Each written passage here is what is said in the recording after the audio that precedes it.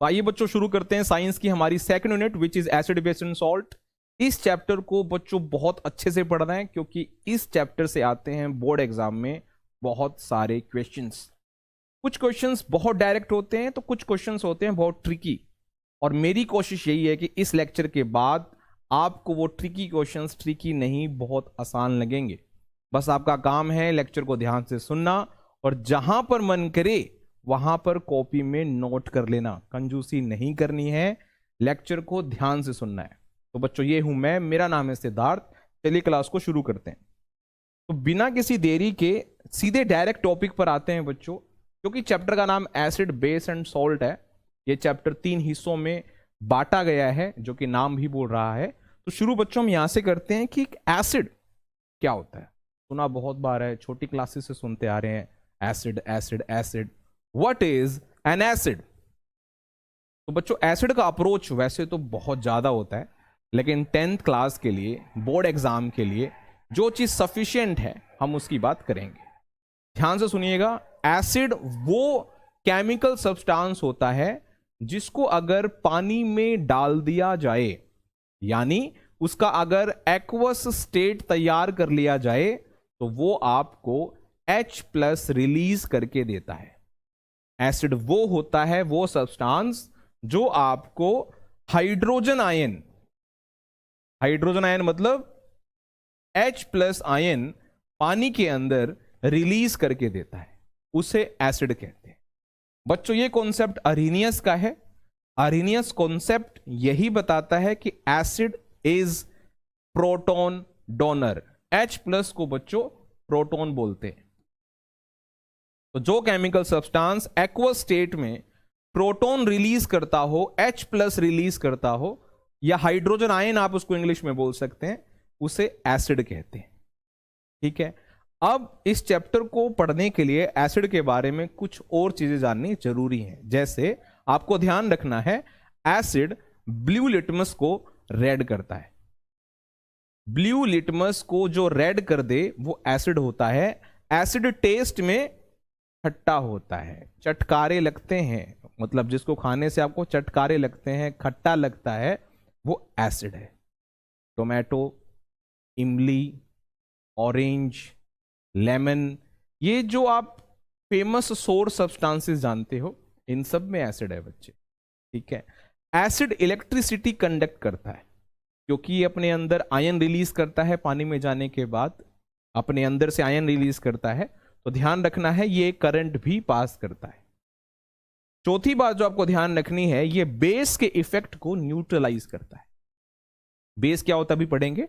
Base के effect को जो न्यूट्रलाइज कर दे बच्चों, उसे एसिड कहते हैं। बात क्लियर? एसिड वो है जो H+ रिलीज करे एक्वस स्टेट के अंदर, पानी के अंदर। और एसिड के बारे में ये 4 पॉइंट्स और आपको ध्यान रखने हैं कि ये ब्लू लिटमस को रेड करता है, यस। टेस्ट में सोर होता है, यस।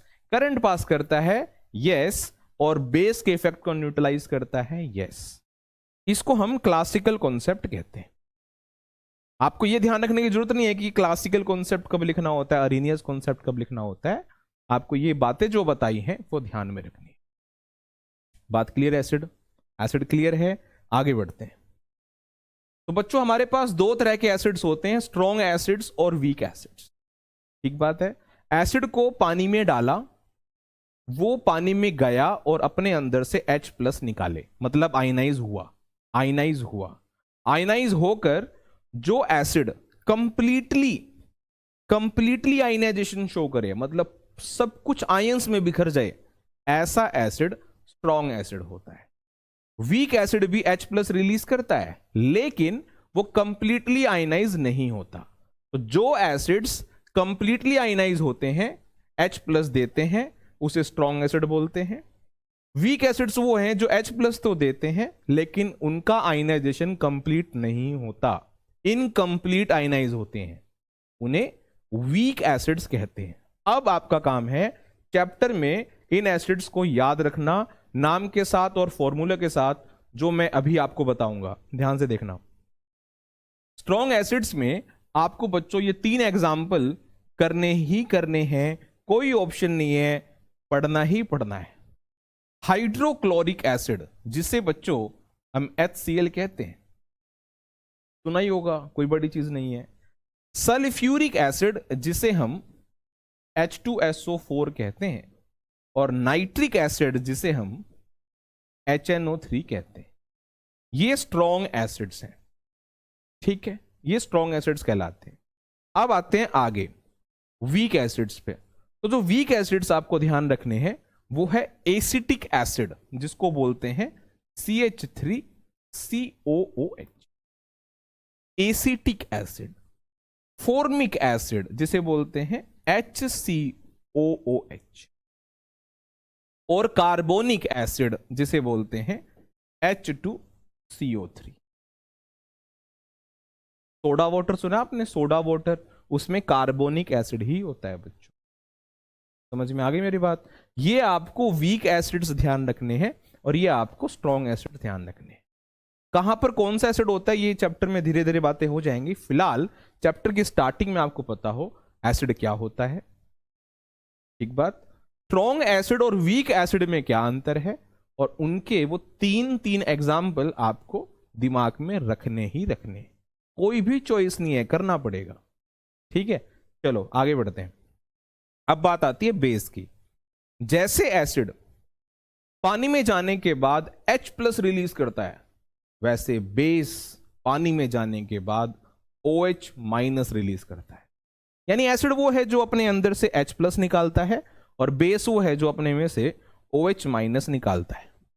तो जो अपने में से OH- को निकालता हो वो बेस होता है। A substance which releases hydroxide ion, मतलब OH- इन एक्वस स्टेट। ये भी अरीनियस कॉन्सेप्ट है। ठीक है, एसिड के लिए कॉन्सेप्ट कहता है H+ रिलीज करो, बेस के लिए कॉन्सेप्ट कहता है OH- रिलीज करो। बात क्लियर है, सिंपल है। ठीक है, ठीक है बच्चों, मैं फिर रिपीट कर रहा हूं, ये तीन आपको ध्यान रखने हैं। आगे बढ़े, चलो। बेस के बारे में भी वही 4 बातें आपको ध्यान रखनी है जो एसिड के बारे में की हैं। जैसे एसिड ब्लू लिटमस को रेड करता है, बेस रेड लिटमस को ब्लू करता है। जैसे एसिड टेस्ट में सोर होता है, बेस टेस्ट में बिटर होता है। और सोपी होता है, मतलब छूने पे स्लिपरी लगता है, सोपी इन टच। करंट ये भी पास करता है क्योंकि आयन तो ये भी रिलीज कर रहा है। H+ नहीं कर रहा तो क्या हो गया, OH- तो कर रहा है, आयन रिलीज कर रहा है, और एसिड के इफेक्ट को न्यूट्रलाइज करता है। यानी समझ में ये आया कि एसिड और बेस एक दूसरे को पसंद नहीं करते, वो दोनों एक दूसरे को न्यूट्रलाइज करते हैं। ठीक है, ये है आपका क्लासिकल कॉन्सेप्ट। ये बातें आपको बेस के बारे में ध्यान रखनी। अब जैसे आपने स्ट्रॉन्ग एसिड और वीक एसिड पढ़ा है, वैसे बच्चों आपको ध्यान रखना है स्ट्रॉन्ग बेस और वीक बेस। स्ट्रॉन्ग बेस वो होता है जो कंप्लीटली आयनाइज हो जाए, वीक बेस वो होता है जो कंप्लीटली आयनाइज ना हो। OH- स्ट्रॉन्ग बेस भी देगा, OH- वीक बेस भी देगा। बात क्लियर है? तो स्ट्रॉन्ग बेस वो हुए those bases which undergo complete ionisation to give OH- ions, और वीक बेस वो हुए those bases which undergo incomplete ionisation to give OH- ions. देखो एक बार एसिड याद करो, एसिड में क्या था, स्ट्रॉन्ग में कंप्लीट आयनाइजेशन, स्ट्रॉन्ग बेस में भी क्या है, कंप्लीट आयनाइजेशन। फर्क क्या है, एसिड्स क्या रिलीज करते हैं H+, और बेस क्या रिलीज करते हैं OH-। इतना ही फर्क है। वीक बेस क्या था, इनकंप्लीट आयनाइजेशन करे वीक एसिड, और वीक बेस क्या कहता है, ये भी इनकंप्लीट आयनाइजेशन। वीक एसिड क्या रिलीज करता है सर, वही H+, और वीक बेस भी क्या रिलीज करता है, आयन रिलीज करता है, लेकिन OH-। यही फर्क है बस, एक H+ निकाल रहा है, एक OH-। एसिड H+ निकालता है, बेस OH- निकालता है। अब आप स्ट्रॉन्ग एसिड्स के कुछ एग्जाम्पल्स हैं, वही तीन एग्जाम्पल्स अगर आप कर लें तो मजा आ जाए चैप्टर में आगे। हाँ, सोडियम हाइड्रोक्साइड जिसको हम NaOH बोलते हैं, सोडियम हाइड्रोक्साइड। पोटेशियम हाइड्रोक्साइड जिसको हम KOH कहते हैं, और लिथियम हाइड्रोक्साइड जिसे बच्चों हम कहते हैं LiOH। याद हो जाएगा, OH OH OH याद हो जाएगा यार, NaOH KOH LiOH। ये हमारे स्ट्रॉन्ग बेस। वीक बेस कौन से हैं, aluminium hydroxide means AlOH whole thrice, magnesium hydroxide which is MgOH whole twice, ammonium hydroxide which is ammonium NH4 hydroxide OH NH4OH। याद हो जाएंगे। स्ट्रॉन्ग एसिड बताओ, चलो इसी बात पे। Strong acids, hydrochloric acid HCl, sulphuric acid H2SO4, nitric acid HNO3। Strong base बताओ चलो, sodium hydroxide NaOH, potassium hydroxide KOH, और लिथियम हाइड्रोक्साइड क्या है LiOH। बात ठीक है। ऐसे मुझे वीक एसिड्स बताओ। एसिटिक एसिड क्या है formula, acetic acid CH3COOH। Formic acid sir HCOOH। बात क्लियर है। ऐसे मुझे वीक बेस बता दो। Weak base, ammonium hydroxide yes NH4OH, aluminium hydroxide AlOH whole thrice. ठीक है, कर लोगे। ये इंट्रो है आपका कि एसिड क्या होता है, बेस क्या होता है। चले आगे बढ़े। अब अगला टॉपिक ये है कि सर मेरे पास एक सैंपल हो और मुझे पता लगाना हो कि ये एसिड है कि बेस है, तो मैं जिन सब्सटेंसेस की हेल्प लूंगा ये पता लगाने के लिए कि ये एसिड है कि बेस है, उसे हम एसिड बेस इंडिकेटर कहते हैं। एसिड बेस इंडिकेटर क्या होते हैं? एसिड बेस इंडिकेटर होते हैं वो सब्सटेंसेस जिनका इस्तेमाल किया जाता है ये पता लगाने में to determine whether the given solution is acidic और बेसिक। आपका सैंपल एसिडिक है कि बेसिक है, ये जिस भी सब्सटेंस से मुझे पता लगेगा वो एसिड बेस इंडिकेटर्स है। इंडिकेटर्स, ठीक है, नाम से क्लियर हो रहा है। इंडिकेटर जो इंडिकेट करें कि सब्सटेंस आपका क्या है, एसिड है कि बेस है। तो इंडिकेटर्स को बच्चों कुछ हिस्सों में बांटा जाता है। मेन जो हमारे इंडिकेटर्स हैं, मेन वो कलर चेंज करके बताते हैं। मतलब आपने मान लीजिए आपके सैंपल में एसिड है और आपको पता नहीं है, तो आपने इंडिकेटर डाला, इंडिकेटर का कुछ कलर पहले था, अब कुछ और कलर है, तो कलर चेंज कर लिया इंडिकेटर ने अपना, और उस कलर चेंज के हिसाब से हम डिसाइड करेंगे कि वो एसिड में गिरा है कि वो बेस में गिरा है। बात क्लियर है? तो कुछ इंडिकेटर्स होते हैं जो कलर चेंज करते हैं पता लगाने के लिए कि एसिड है कि बेस है, और कुछ इंडिकेटर्स स्मेल से बताते हैं आपको कि एसिड है कि बेस है। तो चलो पहले इस साइड रहते हैं, पहले इसकी बात करते हैं। तो कुछ इंडिकेटर्स जो मैं बता रहा हूं कि कलर चेंज करके बताते हैं कि वो एसिड है कि बेस है, वो दो भागों में बांटे गए हैं, नेचुरल और मैन मेड। नेचुरल और मैन मेड। देखो एग्जाम में ऐसे टेबल तो नहीं आएगी, लेकिन नाम पर फोकस करो। नेचुरल इंडिकेटर्स वो हैं, आपने सुने हो तो टर्मरिक एक नेचुरल इंडिकेटर है, हल्दी जिसे कहते हैं, रेड कैबेज और लिटमस, ये आपके नेचुरल इंडिकेटर्स हैं। और इनको लर्न करने के बजाय इस चीज पर फोकस करना कि अपना कलर ये चेंज कैसे करते हैं, इस चीज पर ज्यादा ध्यान देना है, ठीक है। और सिंथेटिक कौन से हैं आपके? मिथाइल ऑरेंज और फिनोप्थलीन। फिनोप्थलीन, मिथाइल ऑरेंज और फिनोप्थलीन, ठीक है। तो ये हो गए हमारे कुछ नेचुरल इंडिकेटर्स और ये हो गए हमारे कुछ मैन मेड इंडिकेटर्स। क्या कॉमन है इनमें? कि अपना कलर चेंज करके बताएंगे, अभी देखेंगे कैसे, कि एसिड है कि बेस है। दूसरी तरफ अगर आप देख रहे हैं तो हमारे पास है all factory indicators. All factory indicators वो इंडिकेटर्स हैं जो स्मेल चेंज करके बताएंगे कि आपका सब्सटेंस जो है वो एसिडिक है कि बेसिक है। जैसे अनियन एक्सट्रैक्ट, क्लोव ऑयल और वैनिला एक्सट्रैक्ट या वैनिला एसेंस, इनका इस्तेमाल करके भी आप पता लगा सकते हो कि सैंपल एसिड है कि बेस। इस साइड और इस साइड में ये फर्क है कि यहां पे जो ये तीन इंडिकेटर्स हैं ये अपनी स्मेल से बताएंगे कि सब्सटेंस एसिड है कि बेस है, और इस साइड ये जो इंडिकेटर्स हैं ये आपको बताएंगे कलर चेंज करके कि सब्सटेंस आपका एसिड है कि बेस है। उसमें भी एक हिस्सा नेचुरल का है और एक मैनमेड का है। आपको स्क्रीनशॉट लेना है तो आप ले सकते हैं, ठीक है। अब आप मैं टेबल दिखाता हूं आपको, सीधे ध्यान से देखना। आप मैंने यहां लिखा है साइड इंडिकेटर्स, ठीक है, और यहां बता रहा हूं मैं कि वो एसिड में कैसे अपना कलर चेंज करते हैं और बेस में अपना कलर कैसे चेंज करते हैं, ठीक है, ध्यान से देखना। तो यहां मैंने लिखा हुआ है टर्मरिक। टर्मरिक का कलर होता है बच्चों येलो। कैसा कलर होता है? येलो।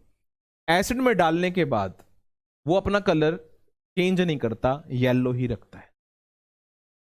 यानी जो हल्दी होती है वो एसिड में अगर आप गिरा दोगे या एसिड उसके अंदर गिरा दोगे तो हल्दी का कलर चेंज नहीं हो रहा है, तो उससे पता लग जाता है वो एसिड है।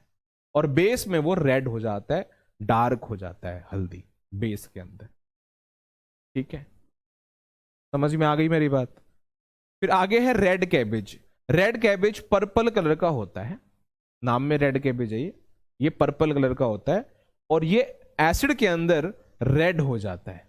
क्या हो जाता है? रेड, और बेस के अंदर ग्रीन हो जाता है।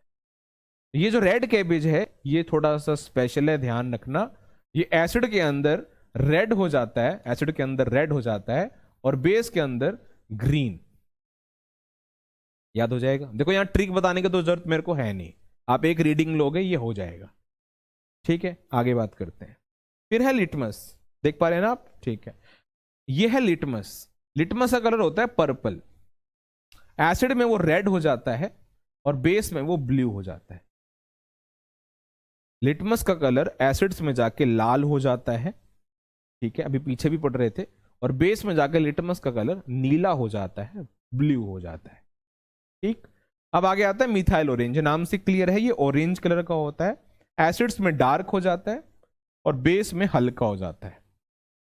एसिड्स में डार्क हो जाता है मतलब ऑरेंज से रेड हो जाता है और बेस में ये ऑरेंज से येलो हो जाता है। ठीक है, फिर आगे है फिनोप्थिलीन। ये फिल्मों में काफी आपने सुना होगा फिनोप्थिलीन। जैसे किसी ऑफिसर को रिश्वत लेते पकड़ा गया, कैसे पहले प्लानिंग बनाते हैं वो जो भी पकड़ने के लिए आते हैं, जो भी ऑफिसर्स की एक ग्रुप होता है जो ये सोचते हैं कि चलो प्लान बनाते हैं कि वो जो दूसरा ऑफिसर है वो ब्राइब लेता है कि नहीं लेता है, रिश्वत लेता है कि नहीं लेता है। ठीक है, तो उसके लिए क्या करते हैं? उसके लिए वो फिनोप्थिलीन का इस्तेमाल करते हैं।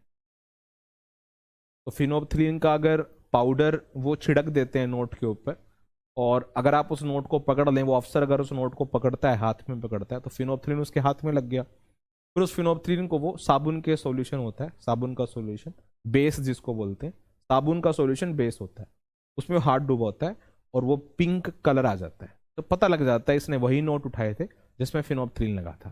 तो फिनोप्थिलीन जो होता है वैसे तो कलरलेस होता है, नोट पे डाल रखा है पता नहीं चलता, और वो एसिड्स में तो कलरलेस ही होता है, लेकिन मैं बता रहा हूं ना, अगर वो बेस उसको मिला तो वो पिंक कलर का हो जाता है फिनोप्थिलीन। बड़ा इंपॉर्टेंट है, ध्यान रखना भाई। सिंथेटिक इंडिकेटर्स तो करना, ठीक है, ये स्पेशल होते हैं। एक और बता देता हूं मैं आपको, चाइना रोज। चाइना रोज को रेडिश कलर देखते हैं या उसको पिंकिश कलर का होता है चाइना रोज, और वो ना एसिड्स के अंदर मैजेंटा कलर का होता है। Magenta means dark pink, magenta colour मतलब डार्क पिंक हो जाता है और बेस के अंदर वो ग्रीन हो जाता है। इसी तरह का अगर आपने देखा हो तो रेड कैबेज में भी कुछ इसी तरह से था। रेड कैबेज एसिड में लाल हो रहा था और बेस में ग्रीन हो रहा था। चाइना रोज भी बेस में ग्रीन हो रहा है और एसिड में पिंक सा कलर उसमें आ रहा है, डार्क पिंक। क्लियर है? ये हमारे वो इंडिकेटर्स जो अपना कलर चेंज करके बताते हैं कि सब्सटेंस एसिड है कि बेस। ठीक है, कर लेंगे। खास ये ध्यान रखना, मिथाइल ऑरेंज और फिनोप्थिलीन बड़ा स्पेशल है। मिथाइल ऑरेंज और फिनोप्थिलीन, और आसान है, बहुत आसान है। ठीक है, मिथाइल ऑरेंज एसिड में डार्क हो जाता है और बेस में हल्का हो जाता है। ऑरेंज कलर का होता है, डार्क मतलब रेड हो जाता है और बेस में येलो हो जाता है। और फिनोप्थिलीन एसिड्स में एज इट इज रहता है, कलरलेस, और बेस में पिंक हो जाता है। ठीक है, ओके। अब है ओल फैक्ट्री इंडिकेटर्स। ओल फैक्ट्री इंडिकेटर्स वो होते हैं जो अपनी स्मेल चेंज करके बताते हैं कि सब्सटेंस आपका एसिड है कि बेस है। ये बहुत आसान है, ये वाला तो बहुत आसान है। सिंपल क्या है, जितने भी मैंने आपको यहां पर ओल फैक्ट्री इंडिकेटर बताए हैं, इनकी स्मेल होती है एक। एसिड्स में इनकी स्मेल जो होती है वो देखो कैसे कॉमन सा है। एसिड्स में इनकी स्मेल सेम रहती है, देखो ये एसिड्स में, इन एसिड्स, और बेस में इनकी स्मेल चली जाती है। अनियन एक्सट्रैक्ट जो होता है उसकी एक स्मेल होती है अनियन एक्सट्रैक्ट की। अनियन एक्सट्रैक्ट मतलब जो अनियन पल्प होता है उससे जूस निकालिए, आप जूस टाइप समझ लो। ठीक है, तो उसे अनियन एक्सट्रैक्ट बोलते हैं।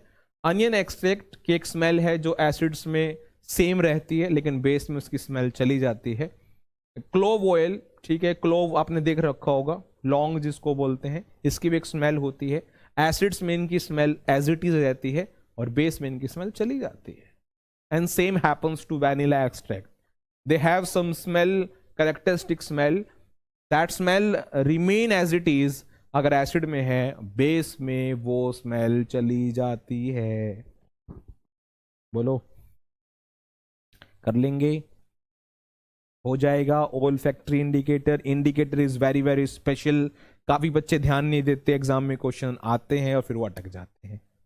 मैं क्या कह रहा हूं कि कलर वाले में आप स्पेशल ध्यान रखना, मिथाइल ऑरेंज और फिनोप्थलीन और ओल्फैक्टरी इंडिकेटर, तो आपको पढ़ने की जरूरत नहीं है। देखो सेम रिजल्ट है एसिड और बेस में, ठीक है। चलो आगे बढ़ते हैं।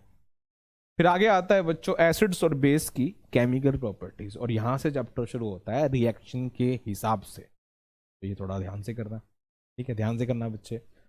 बड़ा स्पेशल है और बड़ा आसान भी, अगर आप ध्यान से सुनेंगे तो, ठीक है। चलो आओ शुरू करते हैं। तो पहला है रिएक्शन विद वाटर। अभी मैंने चैप्टर की शुरुआत में बोला हम रिएक्शंस पढ़ रहे हैं एसिड और बेस की। मैंने कहा था कि आप एसिड को और बेस को जब पानी में डालते हैं तो वो आयनाइज हो जाते हैं।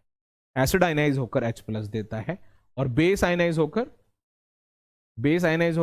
OH- देता है। यहां पर वही बताया है कि एसिड्स जब पानी में डाले जाते हैं, when added in water they produce H+ ions, ठीक है। इस फिनोमिना को डाइल्यूशन भी कहते हैं। जब एसिड और पानी आपस में मिक्स होता है तो उसे डाइल्यूशन भी कहते हैं। किसी ने कहा कि एसिड को डाइल्यूट करो यार, या एसिड का तो डाइल्यूशन हो गया है, मतलब एसिड में पानी मिला दिया गया है जिससे उसका जो स्ट्रेंथ है वो कम हो गया है। चलो ये बातें बाद की है। जब एसिड और पानी आपस में मिक्स होते हैं तो एसिड क्या रिस्पॉन्स देता है? एसिड अपने में से H+ निकालता है। जैसे HCl है, पानी में गया, देखो इसने H+ रिलीज किया एक्वस स्टेट में और Cl- रिलीज किया। जैसे H2SO4 है, ये पानी में गया तो इसने अपने अंदर से 2 H निकाल दिए, एसिड है ना, H+ निकाले और SO4 अलग कर दिया। CS3COH एसिटिक एसिड, इसने अपने में से H रिलीज कर दिया, ये देखो ये रहा, और बाकी जो हिस्सा है वो माइनस का हो गया, CS3COO-। ये आपके कुछ एग्जाम्पल्स हैं जिससे मैं आपको बता रहा हूं कि पानी के अंदर ये एसिड्स अपने में से H+ रिलीज कर। अब वहां पर एक चीज बता रखी है, ये आप देख लो एक बार, इसमें ज्यादा सीरियस नहीं होना है, इसलिए इसको मैंने साइड में यहां पे लिखा है कि कहीं बार आप देखोगे, कहीं कहीं किसी क्वेश्चन में भी देखोगे H+ नहीं लिखा होता, H3O+ लिखा होता है, जिसे हाइड्रोनियम आयन कहते हैं। मैं कह रहा हूं कि H+ और H3O+ में कोई भी अंतर नहीं है। बच्चा बोलेगा सर क्या बात कर रहे हो आप, यहां 1 H है, यहां 3 H है, क्यों अंतर नहीं है? मैं बताता हूं क्यों अंतर नहीं है। H+ एक्वस का मतलब होता है कि H+ पानी में है और H+ पानी के साथ इंटरेक्ट करके इस फॉर्म में रहता है। तो चाहे आप इसको H+ लिख लो, चाहे आप इसको हाइड्रोनियम आयन लिख लो, कोई फर्क नहीं पड़ता। अगर कहीं लिखा हुआ है कि एसिड पानी में जाता है और H+ रिलीज करता है, सही है।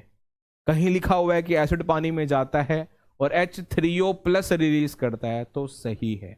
H+ और H3O+ सेम बात है, ठीक है। चलो आगे बढ़ते हैं।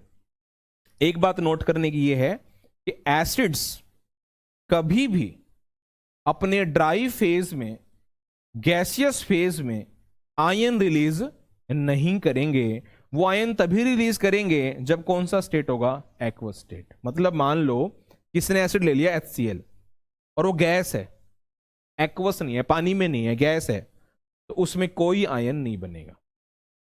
Ions are formed only when acid is added to water. जब एसिड को पानी में मिलाएंगे तभी आयन रिलीज होगा। सेम बात बेस के लिए भी है। सूखे फेज में, ड्राई फेज में, यानी गैसियस फेज में एसिड आप बता ही नहीं पाओगे वो एसिड है। मेरी बात समझ में आ गई? क्योंकि एसिड की पहचान क्या है कि वो एक्वस स्टेट में जाना चाहिए और H+ रिलीज करे। अगर आप उसको एक्वस स्टेट ही नहीं दोगे तो H+ रिलीज नहीं करेगा, तो पता ही नहीं चलेगा वो एसिड है। बात ठीक है? ये बात ध्यान रखना, एसिड अपने आयंस तभी रिलीज करेगा जब वो एक्वस स्टेट में, अदरवाइज नहीं करेगा, ठीक। अब एक फिगर्स में आपको इसी चीज को समझाता हूं। इस फिगर में अगर आप देखोगे तो कॉन्सेंट्रेटेड HCl है। कॉन्सेंट्रेटेड HCl मतलब बहुत ज्यादा HCl है अमाउंट में, और वो बहुत स्ट्रेंथ का है, तगड़ा है, ठीक है, पावरफुल है। वो अपने अंदर से गैस रिलीज कर रहा है, HCl गैस, तो गैस रिलीज हो रही है। और यहां पे ना गार्ड ट्यूब रखा है। अभी मैं बताऊंगा गार्ड ट्यूब का क्या काम है। इस ट्यूब में गार्ड ट्यूब होता है। गार्ड ट्यूब क्या करता है, वो जो गैस निकलती है ना, उसमें अगर कुछ नमी वगैरह है तो ये गार्ड ट्यूब उसको खींच लेता है। यानी गार्ड ट्यूब का रोल होता है कि वो डिहाइड्रेट करता है। अगर गैस में कहीं भी नमी है, अगर गैस मोइस्ट है, तो उसमें से मॉइस्चर को निकाल लेता है गार्ड ट्यूब। ठीक है, अभी बात करूंगा मैं गार्ड ट्यूब क्या होता है, कैसा होता है। तो ये जो गैस निकली, ये सिर्फ गैस है, HCl की गैस है, देखो। और यहां रखा हुआ लिटमस पेपर। तो एसिड अगर आपको पता हो तो ब्लू लिटमस को रेड करता है। अब मुझे बताओ, सोचकर बताना, अगर HCl गैस है, क्वेश्चन भी देख लो, मैंने क्वेश्चन भी लिखा हुआ है, what happens to the colour of this blue litmus paper, अगर ये गैस ड्राई है। बताओ, अगर ये गैस ड्राई है तो आप कहोगे नो चेंज।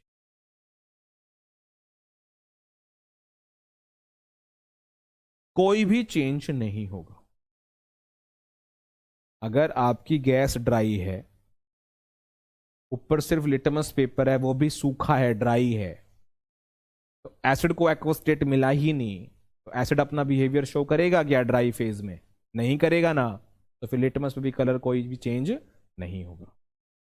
हाँ, अगर ये क्वेश्चन है what happens to the colour of this blue litmus paper, अगर लिटमस पेपर मोइस्ट है तो जो गैस निकलेगी ट्यूब में से, ये लिटमस पेपर है सामने इसके, जब गैस निकलेगी और इसके कांटेक्ट में आएगी, क्योंकि अभी लिटमस पेपर गीला है तो गैस भी गीली हो जाएगी और इस HCl को एक्वस स्टेट मिल जाएगा, और फिर वो आयंस में टूट जाएगा और शो कर देगा अपना बिहेवियर। इसलिए यहां पर चेंज क्या होगा, blue litmus turns to red, वो रेड हो जाएगा।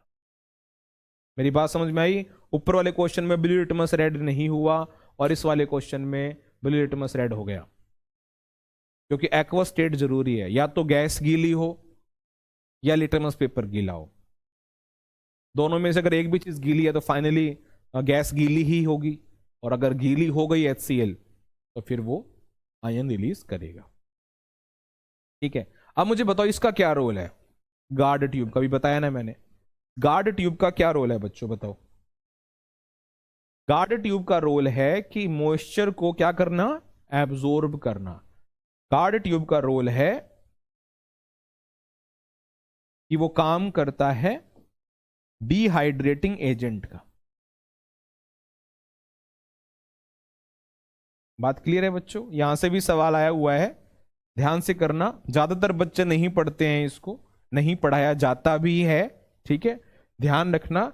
गार्ड ट्यूब का रोल है जिसमें है क्या, कैल्शियम क्लोराइड, CaCl2। क्या काम है इसका, डिहाइड्रेटिंग एजेंट। ये डिहाइड्रेटिंग एजेंट होता है।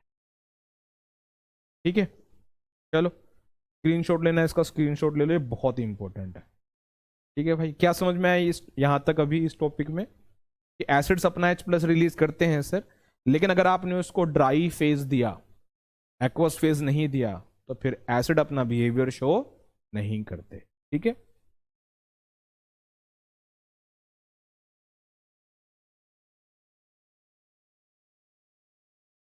ठीक है, चलो आगे बात करते हैं। तो अभी मैंने एक वर्ड आपको दिया, डाइल्यूशन। ध्यान से देखना, अभी इंपॉर्टेंट है पॉइंट। डाइल्यूशन करते वक्त ये थोड़ा स्पेशल है, ध्यान से सुनना आप। मैंने जैसा कहा था कि एसिड और पानी को जब मिक्स करते हैं तो एसिड अपने में से H+ रिलीज करता है। तो मिक्सिंग की एक टेक्निक होती है, टेक्निक, उस पर भी सवाल है। सवाल ये है कि जब आप पानी मिलाते हो, एसिड और पानी आपस में मिलाना चाहते हो, मतलब जब आप डाइल्यूशन करते हो, तब आप एसिड को पानी में डालते हो, यानी पानी पहले लेते हो, उसमें एसिड डालते हो। उल्टा नहीं करते, ऐसे नहीं करते कि एसिड लिया उसमें पानी डाल दिया, ऐसे नहीं करते। मेरी बात समझ में आई? पहले आपको क्या लेना है, वाटर, फिर उसमें क्या डालना है, एसिड, वो भी क्या ध्यान में रखते हुए कि एसिड ड्रॉप बाय ड्रॉप गिरे और आप मिक्सचर को स्टिर करते रहें, हिलाते रहें मिक्सचर, ताकि जो हीट बन रही हो वो डिस्ट्रीब्यूट होते रहे पूरे मीडियम में। मेरी बात समझ में आई? सीधी सी बात, एक बार इस पिक्चर को देख लो।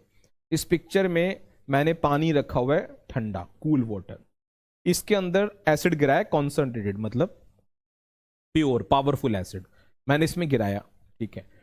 तो इसमें देख रहे हो, इसमें हीट बन रही है। मैंने थर्मोमीटर दिखा रखा है, थर्मोमीटर का टेम्परेचर बढ़ रहा है, ठीक है।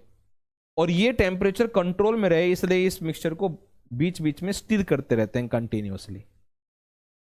चलो मैं पूछता हूं, किसको किस में मिलाते हैं? एसिड को पानी में मिलाते हैं कि पानी को एसिड में मिलाते हैं? सर पहले पानी लेते हैं फिर उसमें एसिड मिलाते हैं। अब किसी ने पूछा उल्टा कर दें तो, कि मैं पहले एसिड ले लूं फिर पानी मिला दें तो क्या होगा? तो भाई इतनी ज्यादा हीट निकल सकती है, इतनी ज्यादा कि वो कंटेनर फूट सकता है, और कंटेनर फूटा, इतनी हीट है वो कि आपके स्किन पर वो आएगा लिक्विड और बर्निंग होगी, नुकसान हो जाएगा, सुंदर चेहरा खराब हो सकता है। हाँ भाई ध्यान रखना, इसने बोला कि अगर उल्टा कर दें तो क्या होगा, तो सुनो, if water is added to acid, अगर एसिड लेके ऊपर से पानी डाला, पानी उसमें डाला, तो highly vigorous reaction takes place, बहुत तगड़ी रिएक्शन होगी, जिसकी वजह से बहुत ज्यादा हीट बनेगी। वो इतनी ज्यादा हीट होती है कि वो स्प्लैश हो सकती है, मतलब उसके छिट्टे आ सकते हैं, छिट्टे, और जो बर्तन है वो भी ब्रेक हो सकते, इसलिए खतरा है। इसलिए प्रिकॉशन क्या लेना है कि पहले पानी लो, उसमें एसिड डालो ड्रॉप बाई, हीट तो तब भी बनेगी लेकिन कंट्रोल में रहेगी। तो क्या मैं ये कह दूं कि जब एसिड और पानी मिलते हैं तब वो एक्सोथर्मिक रिएक्शन है? एसिड और पानी जब मिलते हैं तो मैं कह दूं कि वो एक्सोथर्मिक रिएक्शन है। पिछले चैप्टर में हमने पढ़ा था कि एक्सोथर्मिक रिएक्शन वो होती है जिसमें हीट रिलीज हो। बोलो कर लोगे? बड़ा इंपॉर्टेंट सवाल है ये भी बहुत बार आया है, ठीक है। चलो आगे बढ़ते हैं। अब मेरा सवाल है कि एसिड पानी में जाता है, आयन रिलीज करता है, तो इसमें क्वेश्चन पूछा हुआ है कि क्या एसिड्स करंट पास करते हैं? तो यस, एसिड करंट पास करते हैं एक्वा स्टेट में। क्यों करते हैं? चैप्टर की शुरुआत में भी मैं कह रहा था, क्योंकि एक्वा स्टेट में वो क्या रिलीज करते हैं? आयंस, क्योंकि उनके पास फ्री आयंस हैं। कौन से वाले? H+। क्योंकि उनके पास फ्री आयंस हैं इसलिए वो करंट पास करते हैं। इस एक्टिविटी में आपको दिखा रखा है, ध्यान से देखो। एक बीकर आपको दिखाई दे रहा है, यस, ओके। ये बीच में रबर है, रबर, ठीक है, रबर कॉर्क है। ये एसिड डाल रखा है इसके अंदर, HCl, ठीक। ये दो स्क्रू यहां पे अटैच कर रखे हैं, एक ये रहा, एक ये रहा, ठीक। और ये सर्किट पूरा कर रखा है। अब करंट मान लो ये पॉजिटिव टर्मिनल है, ये नेगेटिव टर्मिनल है, करंट यहां से आ रहा है, करंट यहां से आ रहा है, आ रहा है, आ रहा है, और इस स्क्रू में गया। इस स्क्रू से इस स्क्रू तक करंट पहुंचा कैसे होगा? ये बल्ब जला कैसे होगा? बीच में तो रबर है, तो लोहे की एक कील से दूसरी कील तक करंट गया कैसे होगा? इनके बीच में या तो रबर है या एसिड है, तो रबर तो करंट पास करता नहीं, तो किसने पास किया होगा? एसिड। इस एक्टिविटी से ये भी समझ में, बात क्लियर है? अब देखो यहां एक सवाल, प्यारा सा सवाल है। इसने बोला है कि ग्लूकोज जो होता है, जो एल्कोहल होता है, उनमें तो करंट पास नहीं होता, जबकि उनमें H होता है, और HCl करंट पास कर देता है। बताओ क्या आंसर दोगे? ग्लूकोज में, एल्कोहल में भी H है, वो करंट पास क्यों नहीं करते? तो तुम कहोगे सर H होने का मतलब ये थोड़ी है कि उसने उसको H+ बना के निकाल ही दिया। H तो पता नहीं कितने सब्सटेंसेस में, तो क्या सारे ही करंट थोड़ी पास करेंगे? सर करंट वही पास करते हैं जैसा हमने ऊपर पढ़ा सर, जो फ्री आयंस रिलीज करें। तो ग्लूकोज और एल्कोहल आयंस रिलीज नहीं करते होंगे, इसलिए करंट पास नहीं करते। सिंपल बात है। नमक का जो सॉल्यूशन होता है वो करंट पास करता है, सुना है ना, सुना है ना। क्यों करता है? क्योंकि नमक जो है पानी में आयंस बनाता है, तो जो फ्री आयंस बनाते हैं ऐसे लिक्विड ही करंट पास करते हैं। तो क्यों HCl करंट पास कर रहा है? HCl conducts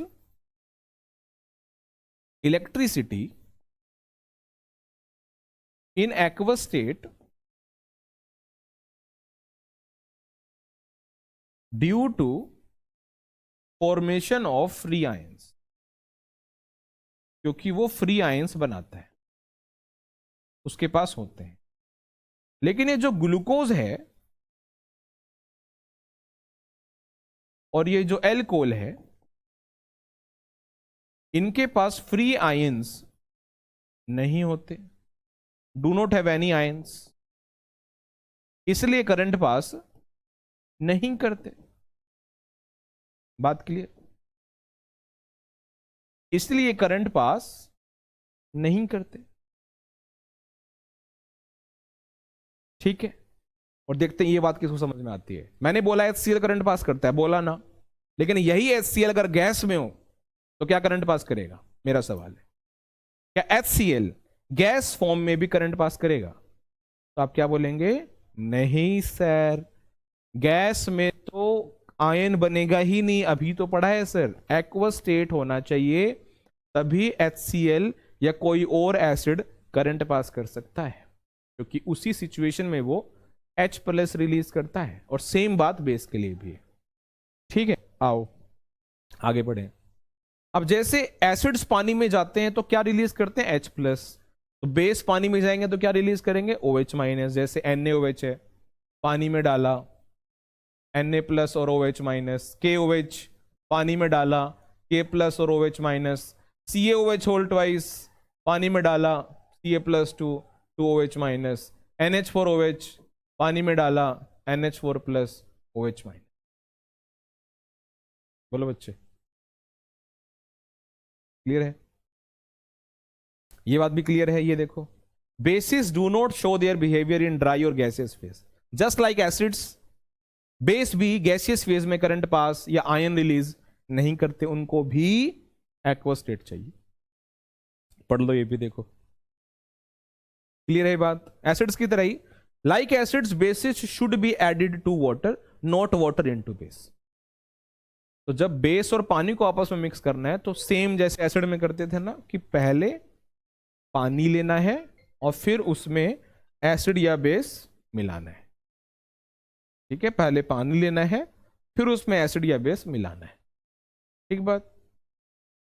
like acids base conducts electricity due to presence of free OH- ions. जैसे एसिड अपने में से करंट पास करता है, वैसे बेस भी अपने में से करंट पास करता है। बस फर्क इतना है कि एसिड H+ आयन रिलीज करता है और बेस OH-, बस इतना ही फर्क है, और कोई फर्क नहीं है। आयन तो दोनों रिलीज करते हैं। ठीक है जी, ये वाला क्वेश्चन सबको क्लियर हुआ? ये वाला ग्लूकोज और एल्कोहल करंट पास क्यों नहीं करते? क्योंकि ग्लूकोज और एल्कोहल में फ्री आयंस नहीं होते। HCl क्यों करंट पास कर देता है एक्वस स्टेट में? क्योंकि उसके पास फ्री आयंस होते हैं। HCl गैस क्यों नहीं करंट पास करता? क्योंकि गैस फॉर्म में फ्री आयंस नहीं होते। बात क्लियर? फ्री आयंस है तो करंट पास हो रहा है, फ्री आयंस नहीं है तो करंट पास नहीं हो रहा है। ठीक है जी, आगे आओ। अब एक टर्म इसमें होता है, आपको ध्यान रखना है, एल्कली। एल्कली स्पेशल बेसिस को कहा जाता है। सभी बेसिस को तो नहीं कहते एल्कली, कुछ ऐसे बेसिस होते हैं जिनको एल्कली नाम दिया जाता है। कोई बोलेगा सर क्यों, ऐसा क्या खास है उन बेस में? तो ध्यान रखना, ऐसे बेसिस जो पानी में कंप्लीटली सोल्यूबल हो जाएं, ऐसे बेसिस अल्कली होते हैं। अब सारे बेसिस तो पानी में कंप्लीटली नहीं घुलते हैं, कुछ घुल जाते हैं, कुछ नहीं घुलते हैं। तो जो पानी कुछ नहीं घुलते हैं मतलब पूरी तरीके से नहीं घुलते हैं। तो जो बेसिस पानी में जाने के बाद कंप्लीटली घुल जाएं, ऐसे बेसिस को बच्चों एल्कली कहते हैं। ध्यान रखना, जैसे NaOH, KOH, LiOH, ये अल्कली हैं। अब ये वाले भी अगर आपने सुने हो तो बेस हैं, लेकिन ये अल्कली नहीं है। मेरी बात समझ में आ गई? जितने भी अल्कली हैं वो बेस ही हैं। समझ में आ गया? क्योंकि कुछ बेस ऐसे होते हैं जो पानी में कंप्लीटली सोल्यूबल हो, उन्हें अल्कली कहते हैं, लेकिन सारे बेस तो कंप्लीटली सोल्यूबल नहीं होते ना।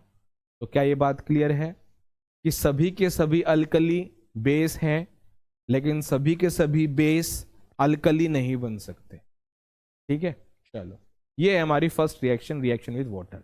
आगे बढ़ते हैं, reaction with metals. Metals and non metals एक चैप्टर और है, अलग से पढ़ेंगे उसको, वहां पर भी रिएक्शन रिपीट हो जाती है। फिलहाल इस चैप्टर में है तो अभी की ये बात कर लेते हैं। जब भी कोई मेटल, अपनी मर्जी का कोई मेटल सोचो, किसी ने कहा कि मैं Na सोचूंगा, सोच लिया। एसिड HCl सोच लो, सोच लिया। तो डिस्प्लेसमेंट रिएक्शन याद है आपको पिछले चैप्टर में? तो क्या NaH को डिस्प्लेस कर पाएगा? हाँ सर, एक्टिविटी सीरीज में Na ऊपर होता है, NaH को डिस्प्लेस कर देगा। H की जगह पे Na आ जाएगा, NaCl, और H फ्री हो जाएगा, क्या बन गए? हाइड्रोजन बन के।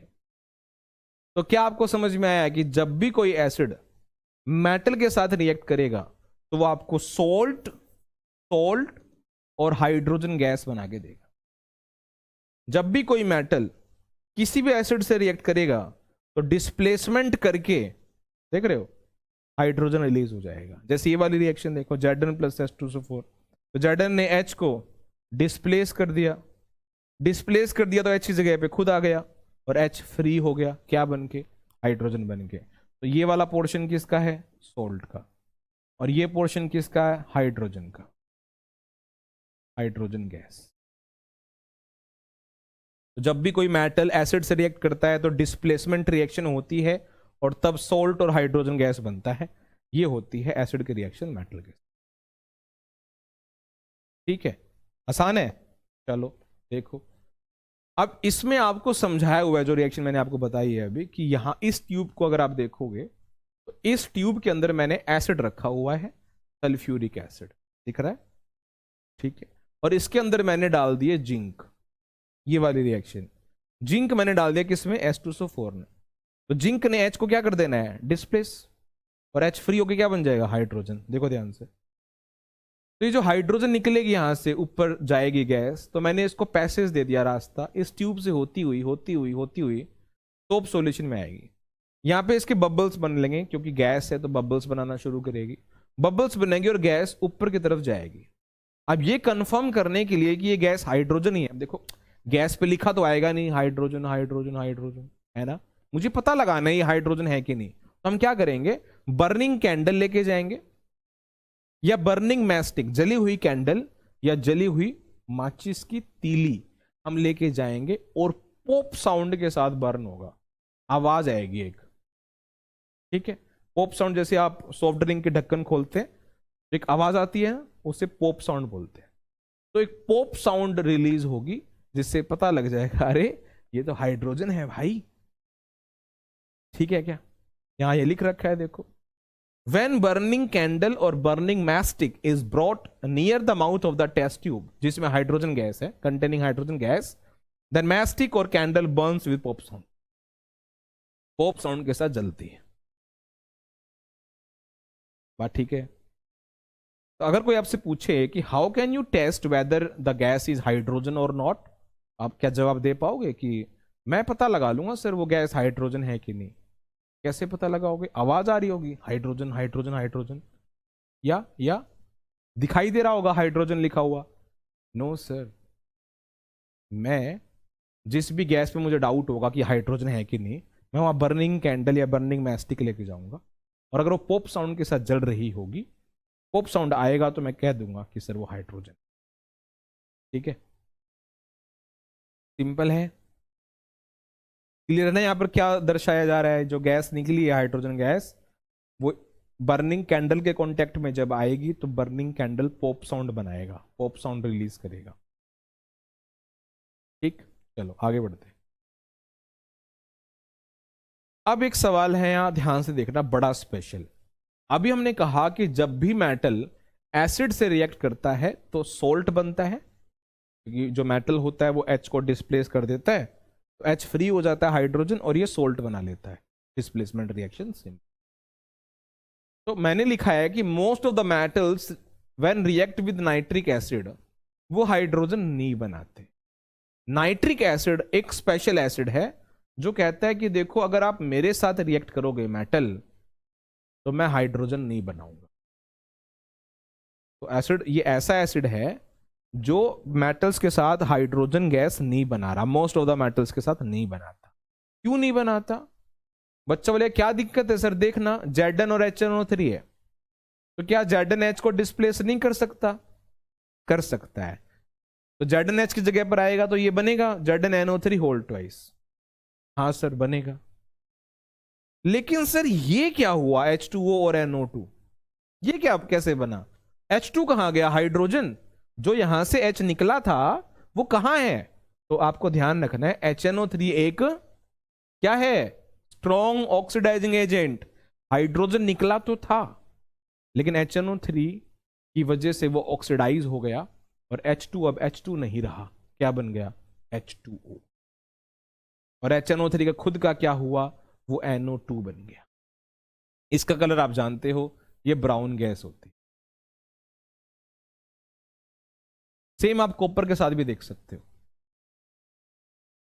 कॉपर जब HNO3 के साथ रिएक्ट करता है तो वो भी हाइड्रोजन नहीं बना पाया, H2O ही बनाया, क्योंकि HNO3 एक ऑक्सीडाइजिंग एजेंट है, उसने हाइड्रोजन को ऑक्सीडाइज कर दिया। बात क्लियर है यहां तक? बात क्लियर है? बताओ, अब इसका जवाब दो। मैं पूछता हूं आपसे, एसिड और मेटल आपस में रिएक्ट करते हैं जब, तो कौन सी गैस रिलीज होती है? सर एसिड और मेटल। मेटल सर एसिड के एच को हटा देता है। Hydrogen sir. गुड।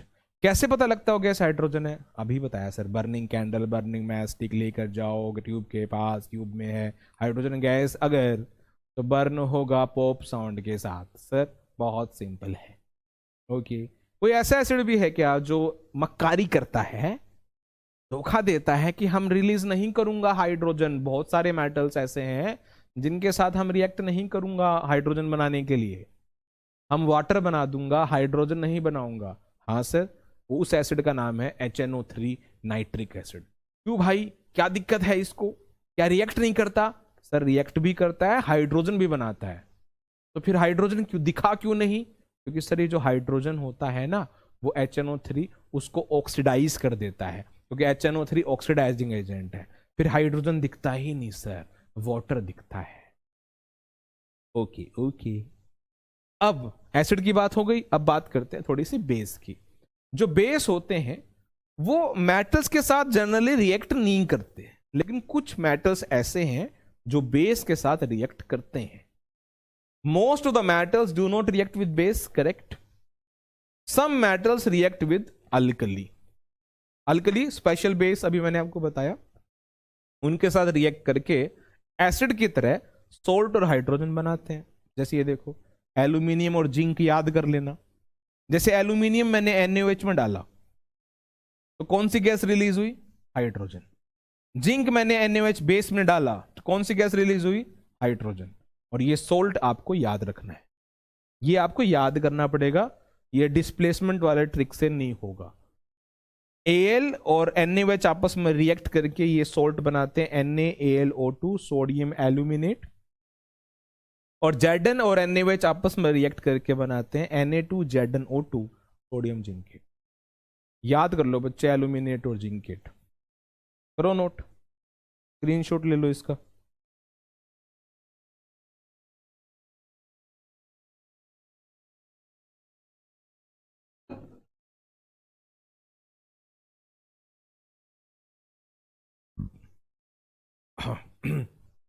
क्लियर है क्या? यहां तक बात क्लियर है? अगर आप धीरे धीरे ध्यान से देखें तो धीरे धीरे हम चैप्टर को कॉम्प्लेक्स बनाते जा रहे हैं, इंपॉर्टेंट होता जा रहा है चैप्टर, क्वेश्चंस बढ़ते जा रहे हैं। ध्यान रखना बच्चे, बहुत सवाल आते हैं, बहुत सवाल। ठीक है चलो आगे बढ़ते हैं बच्चों। फिर है third reaction, reaction between acid and base. अभी हमने चैप्टर की शुरुआत में पढ़ा था कि जब एसिड और बेस आपस में रिएक्ट करते हैं तो ये दोनों एक दूसरे के दुश्मन होते हैं, दोनों एक दूसरे को न्यूट्रलाइज करते हैं, और न्यूट्रलाइज करके बना देते हैं सोल्ट और वाटर। इसी को न्यूट्रलाइजेशन रिएक्शन बोलते हैं। Acid and bases react with each other and produces salt and water. This is called neutralisation reaction. और ये रटने की जरूरत नहीं है, देखो आपके सामने एक एसिड है और बेस है, डबल डिस्प्लेस कर दो, H Na की जगह आ जाएगा और NaH की जगह आ जाएगा। तो देखो H गया Na की जगह, HOH क्या होता है H2O, और Na गया H की जगह, क्या बन गया NaCl। NaCl क्या होता है सॉल्ट, H2O क्या होता है वाटर, सिंपल, डबल डिस्प्लेसमेंट। एक बार लास्ट वाली रिएक्शन भी देखो, CH3COH एसिड है ये और ये बेस है, ये H छोड़ता है एसिड, बेस अपना क्या छोड़ता है OH। ऐसे भी कर लो, एसिड अपना H छोड़ता है, बेस अपना OH, H और OH H2O, बाकी आपस में जुड़ जाते हैं। या ऐसे याद कर लो, ये जो H है ये Ca को डिस्प्लेस कर देगा और Ca H को डिस्प्लेस कर देगा। तो जब H OH के पास गया तो H2O बन गया, और Ca जब CH3CO के पास गया तो ये बन गया। ट्वाइस इसलिए क्योंकि Ca के वैलेंसी 2 है, तो ये भी सॉल्ट है और ये वाटर है। क्लियर है क्या? क्लियर है क्या? क्लियर है। ये न्यूट्रलाइजेशन रिएक्शन है, बहुत सिंपल है, रटना ही नहीं है कि एसिड और बेस आपस में रिएक्ट करके बनाते क्या है। आपको याद करने की जरूरत नहीं है, अपनी मर्जी का कोई एसिड लो, बेस लो और देखो क्या बन रहा है, अपने आप याद हो जाएगा कि सॉल्ट बन रहा है और वाटर बन रहा है। तो एसिड और बेस एक दूसरे को न्यूट्रलाइज करते हैं, वो न्यूट्रलाइजेशन रिएक्शन होती है, और प्रोडक्ट जो होते हैं न्यूट्रलाइजेशन रिएक्शन के वो सोल्ट और वाटर होता है, नून और पानी। ठीक है, चलो फिर अगली रिएक्शन पढ़ते हैं, reaction between acids and metal oxide. देखो ये रटना नहीं है कि चौथे नंबर पे कौन सी रिएक्शन है, तीसरे पे कौन सी है, पांचवे पे कौन सी है। अभी जो बोला है वो लिखते हैं। देखो मैं आपको समझाता हूं, इसने क्या बोला, एक एसिड ले लो, चलो मुझे कोई एसिड बताओ, बताओ। इसने कहा कोई एसिड ले लो, मैंने कहा HCl। इसने कहा कोई मेटल ऑक्साइड ले लो, मेटल ऑक्साइड, मेटल ऑक्साइड मान लो मैंने Ca मेटल ऑक्साइड उसका CaO ले लिया, तो इनकी रिएक्शन आपस में नहीं करवा सकते क्या आप? डबल डिस्प्लेसमेंट नहीं करवा सकते कि H और Ca एक दूसरे को डिस्प्लेस कर देंगे। तो जब CaCl के पास जाएगा तो CaCl2, और H जब O के पास आएगा तो H2O। H2O क्या है? वाटर, और CaCl2 क्या है? सॉल्ट। यही तो मैं कह रहा हूं, जब वो ये बोलेगा कि फलां की रिएक्शन फलां से करवाओ, तो आप अपनी मर्जी का फला फला ले लेना। मतलब अगर उसने कहा कि एसिड की रिएक्शन मेटल ऑक्साइड से करवाओ, तो अपनी मर्जी का एसिड ले लो और अपनी मर्जी का मेटल ऑक्साइड। उससे ये याद हो जाएगा आपको कि प्रोडक्ट में सोल्ट बनेगा और वाटर बनेगा। देखो आप खुद देखो, ये एसिड है, ये ऑक्साइड है, Na ने H की जगह ले ली, H ने Na की जगह ले ली, ये देखो सोल्ट और वाटर। क्लियर है? तो यहां क्या लिखा हुआ है कि जब एसिड्स मेटल ऑक्साइड से रिएक्ट करते हैं तो सोल्ट और वाटर मिलता है। और अभी आपने पढ़ा कि सोल्ट और वाटर तो कब बनता है? जब न्यूट्रलाइजेशन रिएक्शन होती है। सोल्ट और वाटर कब बनता है? जब एसिड और बेस आपस में रिएक्ट करते हैं। इसका मतलब ये है कि HCl तो एसिड है, ये बेस पाएगा, क्योंकि एसिड और बेस आपस में रिएक्ट करके सोल्ट और वाटर बनाते हैं। यहां भी बन रहा है सोल्ट और वाटर, इसका मतलब मेटल ऑक्साइड्स बेस होते हैं। देखो यही लिखा है, इसका ये मतलब है कि जो मेटल ऑक्साइड्स होते हैं उनको बेसिक होना चाहिए, वो बेस होने चाहिए, बेस। कुछ और एग्जांपल्स भी लिखे हुए हैं, देखो ये एसिड है और ये मेटल ऑक्साइड है, तो Ca ने H की जगह ले ली, H ने Ca की जगह ले ली, यानी जब Ca H की जगह पे आया SO4 के पास तो CaSO4, और जब H Ca की जगह गया H और O H2O, तो ये सोल्ट है और ये वाटर है। तो सोल्ट और वाटर कौन बनाते हैं? एसिड और बेस ही बनाते हैं। ये तो एसिड है, तो मेटल ऑक्साइड्स क्या पाएंगे? बेस पाएंगे। तो जनरली सभी तो नहीं होते, आमतौर पर मेटल ऑक्साइड्स क्या होते हैं? बेस होते हैं। इससे अच्छा प्रमाण और कहां मिलेगा? क्योंकि एसिड्स के साथ अगर कोई केमिकल सोल्ट और वाटर बनवा रहा है तो वो केमिकल बेस पाएगा। तो मेटल ऑक्साइड्स क्या होते हैं? बेस होते हैं आमतौर पर। बात ठीक है? चलो आगे बढ़ते हैं। ऐसे रिएक्शन करवानी है अपने को बेस और नॉन मेटल ऑक्साइड्स की। तो चलो अपनी मर्जी का बेस ले लो NaOH, अपनी मर्जी का नॉन मेटल ऑक्साइड ले लो CO2। तो इसको क्या बनाना चाहिए बताइए, इसको क्या बनाना चाहिए? तो सर यहां पर बनता है, अगर मैं याद कर लूं पीछे की तरह कि सोल्ट और वाटर बनना चाहिए, तो वाटर तो H2O होता है, और सोल्ट क्या होता है Na का और CO2 का, ऐसा कुछ सुना हुआ है? Na2CO3 carbonate. देखो थोड़ा टफ लगेगा आपको ये, क्योंकि इसमें वो डबल डिस्प्लेसमेंट वाला लॉजिक नहीं लग रहा, लेकिन याद हो जाएगा क्या, कि जब भी कोई बेस नॉन मेटल ऑक्साइड से रिएक्ट करता है तो वो भी सोल्ट और वाटर बनाता है। और सोचो बेस के साथ अगर कोई केमिकल सोल्ट और वाटर बनवा रहा है तो पक्का वो एसिड पाएगा।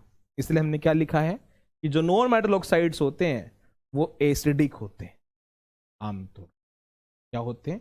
एसिडिक होते हैं। कुछ एग्जांपल्स लिखे हुए हैं, ये रे बेस, ये रे नॉन मेटल के ऑक्साइड्स। देखो CO2 है तो कार्बोनेट बना दिया, SO2 है तो सल्फाइट बना दिया, SO2 है तो सल्फाइट बना दिया, SO3 हो तो सल्फेट बना दो।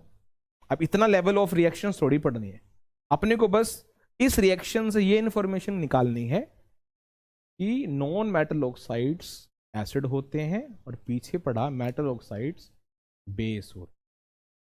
मैं कह रहा हूं क्या सारे? सारे नहीं, generally. Generally non metal oxides acidic होते हैं। ठीक है, देख लो एक बार इसको, टेक अ मिनट, देखो, पानी पी लें तब तक।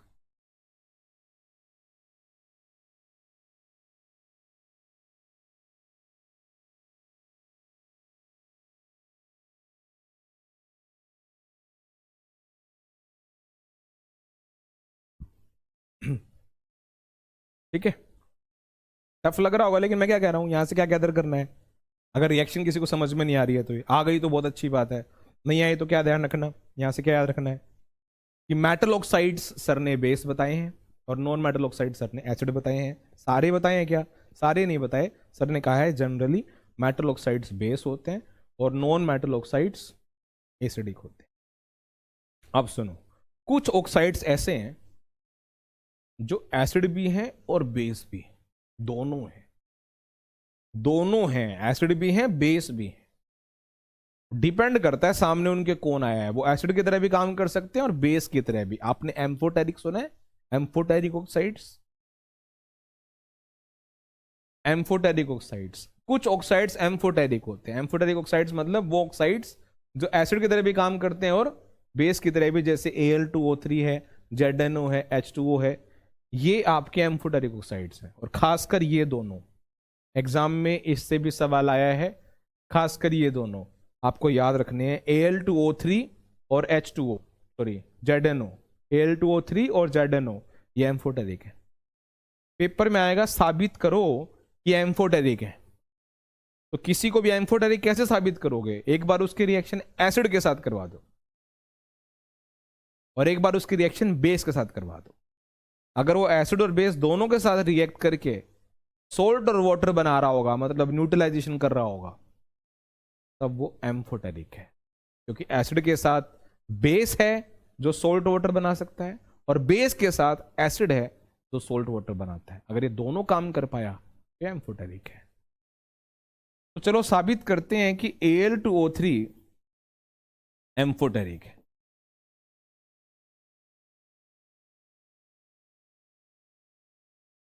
तो पहले मैंने इसकी रिएक्शन करवाई, रिएक्शन विद एसिड। तो मैंने Al2O3 की रिएक्शन करवाई एसिड के साथ, कोई एसिड ले लिया मैंने HCl, डबल डिस्प्लेसमेंट हो जाएगा, Al और H एक दूसरे को डिस्प्लेस कर देंगे, तो H आ जाएगा Al की जगह पे और Al आ जाएगा H की जगह पे। H जब Al की जगह पर आएगा तो H2O बन जाएगा, और Al जब H की जगह पर जाएगा तो AlCl3 बन जाएगा। सर H2O तो वाटर है और AlCl3 क्या है? सोल्ट है। इसका मतलब क्या हुआ कि HCl तो एसिड है ही, ये पक्का बेस पाएगा, क्योंकि बेस ही है जो एसिड के साथ सोल्ट और वाटर बना रहा है। तो यहां से क्या साबित हो गया? Al2O3 क्या है? बेस है। अब देखो, अगर इसकी रिएक्शन बेस से करवाई, किसकी रिएक्शन? Al2O3 की रिएक्शन बेस से करवाई, बेस ले लिया मैंने NaOH। तो क्या आपको याद है Al और NaOH की क्या रिएक्शन थी? अभी पीछे देखो, तुमने याद किया था एक फॉर्मूला, NaAlO2, सोडियम एल्यूमिनेट, और प्लस में बन जाएगा यहां वाटर। तो ये तो सोल्ट है और वो वाटर है, तो बेस के साथ ये एसिड ही पाएगा ना जो सोल्ट और वाटर बना रहा है। तो आप देख रहे हो Al2O3 बेस भी है और Al2O3 एसिड भी है। जब वो बेस है सामने एसिड रहा था, और जब वो एसिड है तो सामने बेस रहा था। समझ में आ गया? ये होता है एम्फोटेरिक। तो इस तरह साबित करते हैं हम किसी भी सब्सटेंस को कि वो एम्फोटेरिक है। जैसे Al2O3 को हमने साबित कर दिया, इसको नोट कर सकते हो आप। अब ऐसे मैं साबित कर दूंगा कि ZnO जो है वो एम्फोटेरिक है।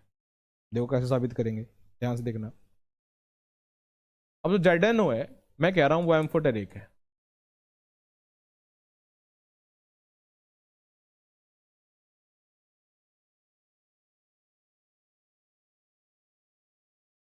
तो ZnO की जो रिएक्शन है एक बार एसिड से करवा दी,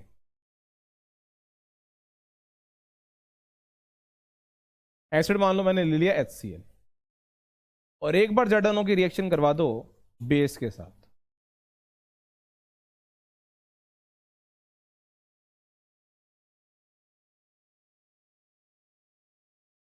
एसिड के साथ तो आसान है, ठीक है। क्या कि डबल डिस्प्लेसमेंट हो जाएगा, Zn और H एक दूसरे को डिस्प्लेस कर दें।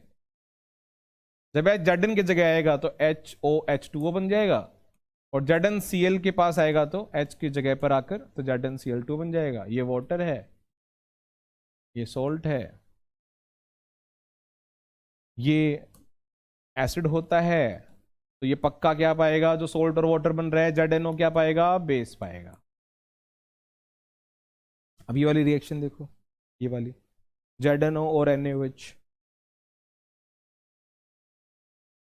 Zn की रिएक्शन याद है NaOH के साथ, अभी पीछे याद की थी, सोडियम जिंकेट Na2 ZnO2, ये सोल्ट बन गया, सोडियम जिंकेट प्लस वाटर। तो अगर सोल्ट और वाटर बन रहा है और अगर ये बेस है तो ZnO क्या पाएगा, एसिड पाएगा।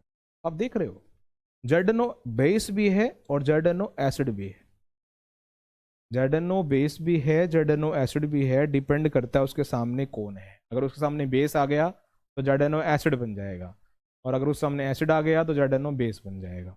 यही एम्फोटेरिक की पहचान होती है। तो ऐसे हमने साबित किया था Al2O3 भी एम्फोटेरिक है, और अब साबित कर दिया कि ZnO भी एम्फोटेरिक है। ठीक है जी, ठीक है, चलो आगे बढ़े। अब है reaction between acid and metal carbonate. Reaction between acid and metal carbonate. अब थोड़ा ध्यान से सुनना कि जो एसिड होता है उसकी रिएक्शन इसने कही किसके साथ करवा दो, मेटल कार्बोनेट के साथ। तो मैंने क्या कहा था, कुछ रटने की जरूरत नहीं है, वो खुद बोलेगा किसकी रिएक्शन किससे करवानी है। तो कोई अपनी मर्जी का मैंने एसिड ले लिया HCl एसिड, और क्या बोला उसने लेने के लिए, मेटल कार्बोनेट। मैंने अपनी मर्जी का कोई मेटल कार्बोनेट ले लिया, अब बाई कार्बोनेट भी ले सकते हो, मैंने दोनों ले रखे हैं, ठीक है। तो क्या होगा, डबल डिस्प्लेसमेंट होगा। देखो मैं यहां पे लिख के दिखाता हूं। अगर मैंने कहा HCl की रिएक्शन कार्बोनेट के साथ लिख दो, वो खुद कह रहा है, ठीक है, मुश्किल नहीं है, वो खुद कह रहा है, तो डबल डिस्प्लेसमेंट हो जाएगा, H Na की जगह और NaH की जगह। तो जब NaH की जगह पे जाएगा NaCl बन जाएगा, और जब H Na की जगह पे जाएगा तो H2CO3 बन जाएगा, जो टुकड़े होकर क्या बनाता है, H2O और CO2। अब देखो ये रिएक्शन देखो, सिंपल थी ना, मैंने ट्रिक से बता दी। अब देखो यहां HCl plus Na2CO3, NaCl, Na गया H की जगह पे, H गया Na की जगह पे, तो H2CO3 बना था, और H2CO3 टूट कर क्या बनता है, CO2 और H2O। बाई कार्बोनेट के साथ भी वही हुआ है। तो हमें क्या क्या मिला, हमें सोल्ट मिला, कार्बन डाइऑक्साइड मिला और वाटर मिला। क्या लिखा हुआ है, जब भी कोई एसिड मेटल कार्बोनेट के साथ या हाइड्रोजन कार्बोनेट यानी बाई कार्बोनेट के साथ रिएक्ट करता है तो सॉल्ट मिलता है, कार्बन डाइऑक्साइड मिलता है, वाटर मिलता है। और ये जो CO2 होता है, ये जो CO2 होता है, ये ब्रिस्क एफरवेसेंस बनाता है। ब्रिस्क एफरवेसेंस मतलब डिस्टरबेंस दिखती है आपको। जैसे अभी पीछे नहीं पढ़ा था कि हाइड्रोजन का कैसे पता लगता है वो हाइड्रोजन है, तो क्या बोला था आपने कि बर्निंग कैंडल लेके जाओ, बर्निंग मैस्टिक लेके जाओ, पॉप साउंड आएगा। हाँ, तो CO2 कैसे पता लगता है वो CO2 है, ऐसे ब्रिस्क एफरवेसेंस होता है। और श्योर होने के लिए फिर मैं आपको CO2 का टेस्ट करवाता हूं, कैसे कंफर्म्ड हो कि वो CO2 ही है। ठीक है, उसके लिए क्या करना होगा, आपको एक डायग्राम देखना होगा। ये देखो, इस डायग्राम में क्या है, इस डायग्राम में रिएक्शन हो रही है, यही वाली हो रही होगी। तो इसमें CO2 बन रहा है, देखो ये CO2 जा रहा है इस तरफ, ये CO2 जा रहा है ट्यूब से होता हुआ, इसमें चला गया। इसके अंदर है लाइम वाटर, क्या है, ये है लाइम वाटर इसके अंदर। तो लाइम वाटर मिल्की हो जाएगा, मिल्की। लाइम वाटर होता है ट्रांसपेरेंट, वो क्या हो जाएगा, मिल्की। ठीक है, ट्रांसपेरेंट मतलब वो वाइट सा होता है और वो एक्स्ट्रा वाइट हो जाएगा, मिल्की हो जाएगा। CO2, ये पहचान होती है CO2। When CO2 gas is allowed to pass through lime water becomes milky। ये है CO2 की पहचान। कैसे पता लगेगा वो CO2 है, आप उसको लाइम वाटर में से पास करवा दो, तो लाइम वाटर क्या कर देगा, मिल्की कर देगा। रिएक्शन लिख के दिखाता हूं। CO2 की रिएक्शन लाइम वाटर में गिराया, ये लाइम वाटर है, ये लाइम वाटर में गिराया, ये लाइम वाटर है।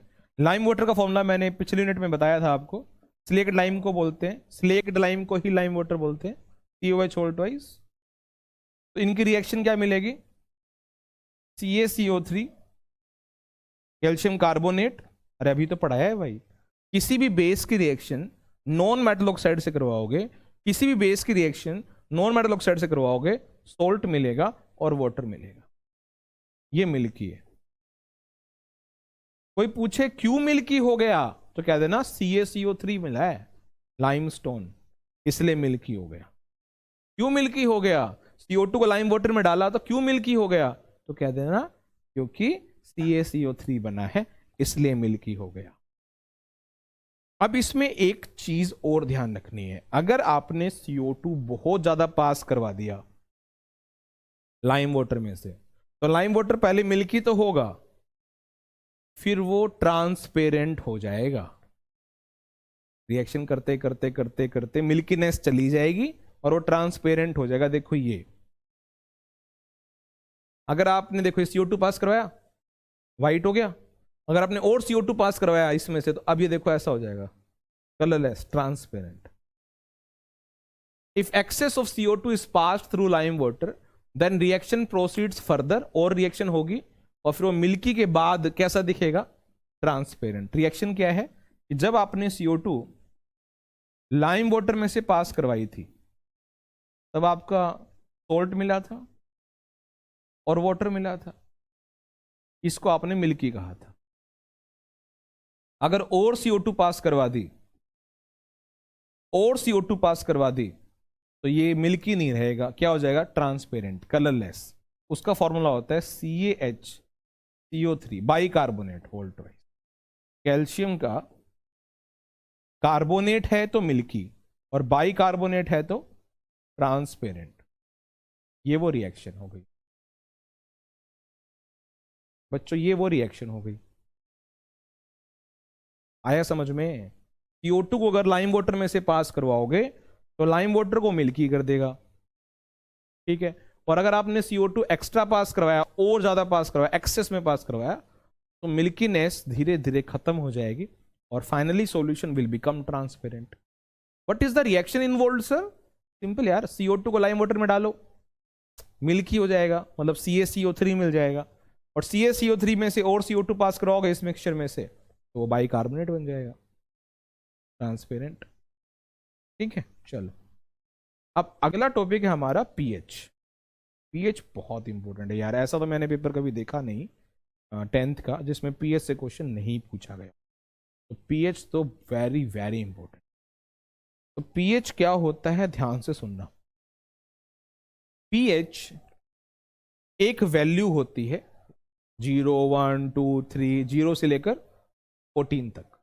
पीएच एक वैल्यू होती है जो आपको ये बताती है कि आपके सॉल्यूशन में कितना H प्लस है, क्योंकि पीएच का मतलब ही होता है power of hydrogen ion. PH एक वैल्यू होती है जो आपको ये बताती है सॉल्यूशन में कितना H प्लस है। ठीक है, इसकी वैल्यू होती है 0 से लेकर 14 तक, और इसको पीएच स्केल बोलते हैं, जिसपे आपको ये रीडिंग और कलर दिखाई देता है। कलर की बात एक बार बाद में करते हैं, फिलहाल वैल्यू पे फोकस करते हैं। पीएच की वैल्यू होती है 0 से लेकर 14 तक। अगर पीएच की वैल्यू 7 है, 7, तो वो न्यूट्रल है। क्या है? न्यूट्रल। 7 से कम है तो एसिडिक है। जितना कम होगा उतना अच्छा एसिड होगा। ध्यान से सुनना, जितना कम पीएच होगा उतना अच्छा एसिड है।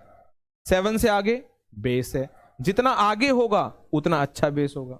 देखो यहां लिखा हुआ है, पीएच अगर 7 से कम है तो एसिडिक है, 7 है तो न्यूट्रल है, 7 से ज्यादा है तो बेसिक है। ये तो बात हुई वैल्यू की। और अगर आपको बोर्ड एग्जाम्स के सारे क्वेश्चन करने हैं तो कुछ रेयर क्वेश्चंस भी आए हुए हैं कभी, जिसमें कलर के बारे में पूछता है। तो क्या आपको ये कलर याद है? फिजिक्स में आप पढ़ते हो विबग्योर, आप इसको ऐसे करके लिखते हो, है ना? बात तो एक ही है, स्पेलिंग तो वही है। तो विबग्योर का पैटर्न याद कर लो, ऐसे याद कर लो कि जो जी है ग्रीन, ये तो न्यूट्रल है, ये जो नीचे वाले हैं ये बेस है, और ऊपर वाले जो हैं वो एसिड है। ठीक है, ये है। ठीक, देख लो आप, स्केल देख लो, ग्रीन कलर पे न्यूट्रल है, और ये जो रेड ऑरेंज येलो आपको दिख रहा है ये एसिड्स की तरफ दिख रहा है, और वो जो ब्लू इंडिगो वॉयलेट दिख रहा है वो आपको बेस की तरफ दिख रहा है। याद कर लोगे, एसिड्स में जो कलर का रेंज है वो ऑरेंज रेड येलो है स्पेसिफिकली, न्यूट्रल पे ग्रीन होता है, और बेस पे ब्लू वॉयलेट वाली रेंज में होता है। विबग्योर से याद कर सकते हो।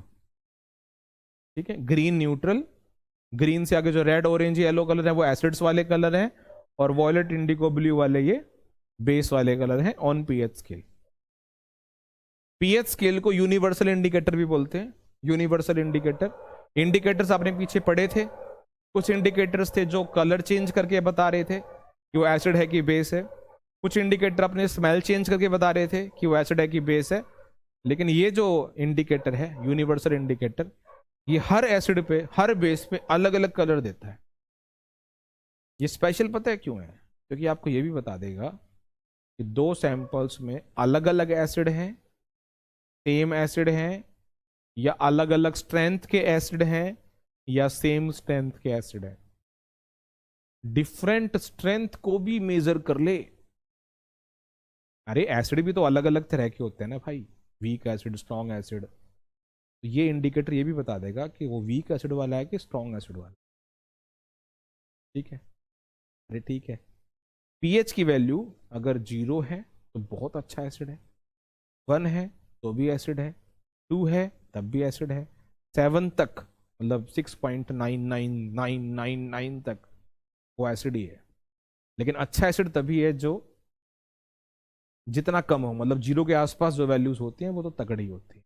मतलब मैं आपसे एक सवाल पूछूं कि एक का पीएच 2 है, एक का पीएच 4 है, दोनों ही एसिड हैं, अच्छा एसिड कौन सा है, स्ट्रॉन्ग एसिड कौन सा है? ध्यान रखना, 2 वाला स्ट्रॉन्ग है। जितना कम पीएच होता है उतना अच्छा एसिड होता है। तो रेंज से बाहर चला गया होगा ये।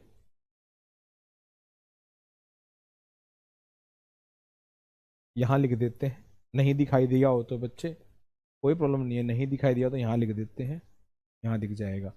अगर आपका पीएच मैं कह रहा हूं 2 है और एक सैंपल है उसका पीएच 4 है, तो एसिड तो दोनों है। स्ट्रॉन्ग कौन सा है ज्यादा? 2 वाला ज्यादा स्ट्रॉन्ग, मैं ये कह रहा हूं एसिड। एक का पीएच 10 है, एक का 12 है, दोनों बेस हैं, अच्छा बेस कौन सा है? स्ट्रॉन्ग बेस 12 वाला। ठीक है, चलो ये ध्यान रखना भाई। अब देखो यहाँ क्वेश्चन पूछ रखा है, जैसे एक स्टूडेंट है वो मेजर करता है पीएच 4 सॉल्यूशंस के, PQRS के 2, 7, 9 और 5। पूछता है विच सॉल्यूशन इज मोस्ट एसिडिक। तो एसिड तो वो होते हैं जिनका पीएच 7 से कम हो। 7 से कम वाले हैं 2 और 5। स्ट्रॉन्गेस्ट कौन सा है? 2 वाला, मतलब एस वाला। Which solution is most basic. Base वो होता है जिसका पीएच 7 से ज्यादा हो। 7 से ज्यादा में भी बहुत ज्यादा हो तो स्ट्रॉन्ग होता है। तो 7 से ऊपर है, नो ही है बस। तो इसका आंसर हो जाएगा पी क्यू आर। इसका आंसर हो जाएगा आर। क्लियर है? नीचे वाला कर लोगे? 2 सॉल्यूशन, एक का पीएच 5 है, एक का 9 है, मतलब एक एसिड है एक बेस है। किसकी हाइयर OH माइनस है? OH माइनस तो बेस की पहचान है, यानी Y वाला हो गया, क्योंकि Y वाला ही का ही पीएच 9 है, मतलब बेस है। और किसका H प्लस कम है? H प्लस भी उसी का कम होता है जो बेस है। तो यहां बेस कौन है? Y है। क्या ये बात आपको क्लियर है? मोर H plus means strong acid, less H plus मतलब वीक एसिड। ठीक है, अब मैं आपसे एक सवाल पूछता हूं। स्ट्रॉन्ग एसिड्स का पीएच कम होता है ज्यादा होता है? कम होता है। जितना कम हो उतना स्ट्रॉन्ग एसिड। और वीक एसिड्स का पीएच जितना ज्यादा हो उतना अच्छा। होता तो 7 से कम ही है पीएच एसिड्स का, चाहे वो वीक हो चाहे स्ट्रॉन्ग हो। लेकिन पीएच जितना कम होता है ना उतना स्ट्रॉन्ग एसिड होता है। अभी हमने 2 4 वाला मैंने आपको समझाया और ऊपर भी एक क्वेश्चन किया। ठीक है, बेसिक सा क्वेश्चन है, टाइम वेस्ट नहीं करते हैं, आगे चलते हैं। मुझे अब ये बात बताओ कि जब आप एसिड और बेस में पानी मिलाते हो, पीछे पढ़ा था डाइल्यूशन करते हो, तो क्या एसिड और बेस की जो स्ट्रेंथ होती है, उनकी जो ताकत होती है, वो सेम रहती है कि कम हो जाती है कि ज़्यादा हो जाती है? जैसे नींबू पानी है, वो एसिडिक है, आपने उसमें पानी डाला तो नींबू का जो टेस्ट होता है नींबू पानी का, वो और स्ट्रॉन्ग टेस्ट हो जाएगा कि टेस्ट उसका हल्का हो जाएगा? हल्का हो जाएगा ना। तो पानी मिलाने से एसिड और बेस की स्ट्रेंथ का क्या होता है? फिर कम हो जाता है। और आप मुझे बताओ, जिस एसिड की स्ट्रेंथ कम होगी उसका पीएच कम होगा कि ज़्यादा होगा? ज़्यादा होगा ना, क्योंकि पीएच जिनका कम होता है वो तो अच्छे एसिड होते हैं। अब बेस पर आओ। बेस में जब पानी मिलाते हैं तो बेस वीक हो जाता है स्ट्रांग हो जाता है? सर बेस बेस वीक हो जाता है। ठीक है, बेस अगर वीक हो जाता है तो उसका पीएच कम हो जाता है कि ज़्यादा हो जाता है? तो सर कम हो जाता है, क्योंकि ज़्यादा पीएच वाला तो अच्छा बेस होता है। ठीक है, क्लियर है? ये देखो अब यहाँ यही लिखा हुआ है। ठीक है भाई, अब जो मैं कह रहा हूं कि पीएच से हर बार क्वेश्चंस पूछते हैं, तो अब यहां पर अगला टॉपिक आता है importance of pH in everyday life. PH की इंपॉर्टेंस क्या है? तो देखो, डाइजेस्टिव सिस्टम में इंपॉर्टेंस क्या है पीएच की, ध्यान से देखना, रीडिंग बहुत अच्छे से करनी है, यहीं से किसी से क्वेश्चन निकाल सकता है। जो हमारी ह्यूमन बॉडी होती है ना बेटा, उसका जो पीएच होता है वो 7 से 7.8 होता है। 7 से कितना होता है? 7.8।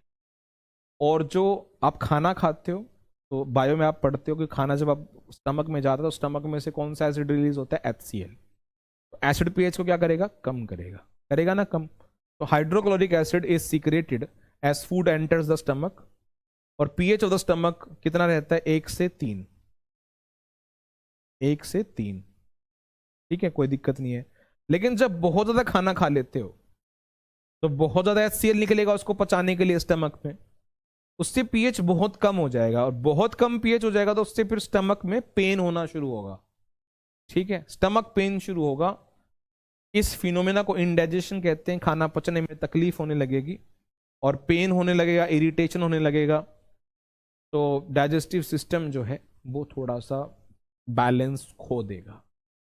अब इसको एसिडिटी भी बोलते हैं। अगर आपने सुना हो कि जब खाना पचता नहीं है, एसिडिटी हो रही है। एसिडिटी क्यों बोलते हैं? क्योंकि स्टमक में HCl बहुत ज़्यादा रिलीज हो रहा है, तो एसिड बन रहा है पेट में बहुत ज़्यादा। तो इनो खाओ, इनो खाओ, 6 सेकंड्स में काम खत्म। सुना है ना ऐसा? इनो एसिड है कि बेस है? पर पेट में एसिड बन रहा है, इनो खाने से आराम मिल रहा है, तो इनो बेस पाएगा सर, क्योंकि अभी पीछे पढ़ा है सर हमने कि एसिड और बेस एक दूसरे को काटते हैं, है ना, पसंद नहीं करते, न्यूट्रलाइज करते हैं, है ना। तो बेस खाने से एसिड न्यूट्रलाइज हो जाता है।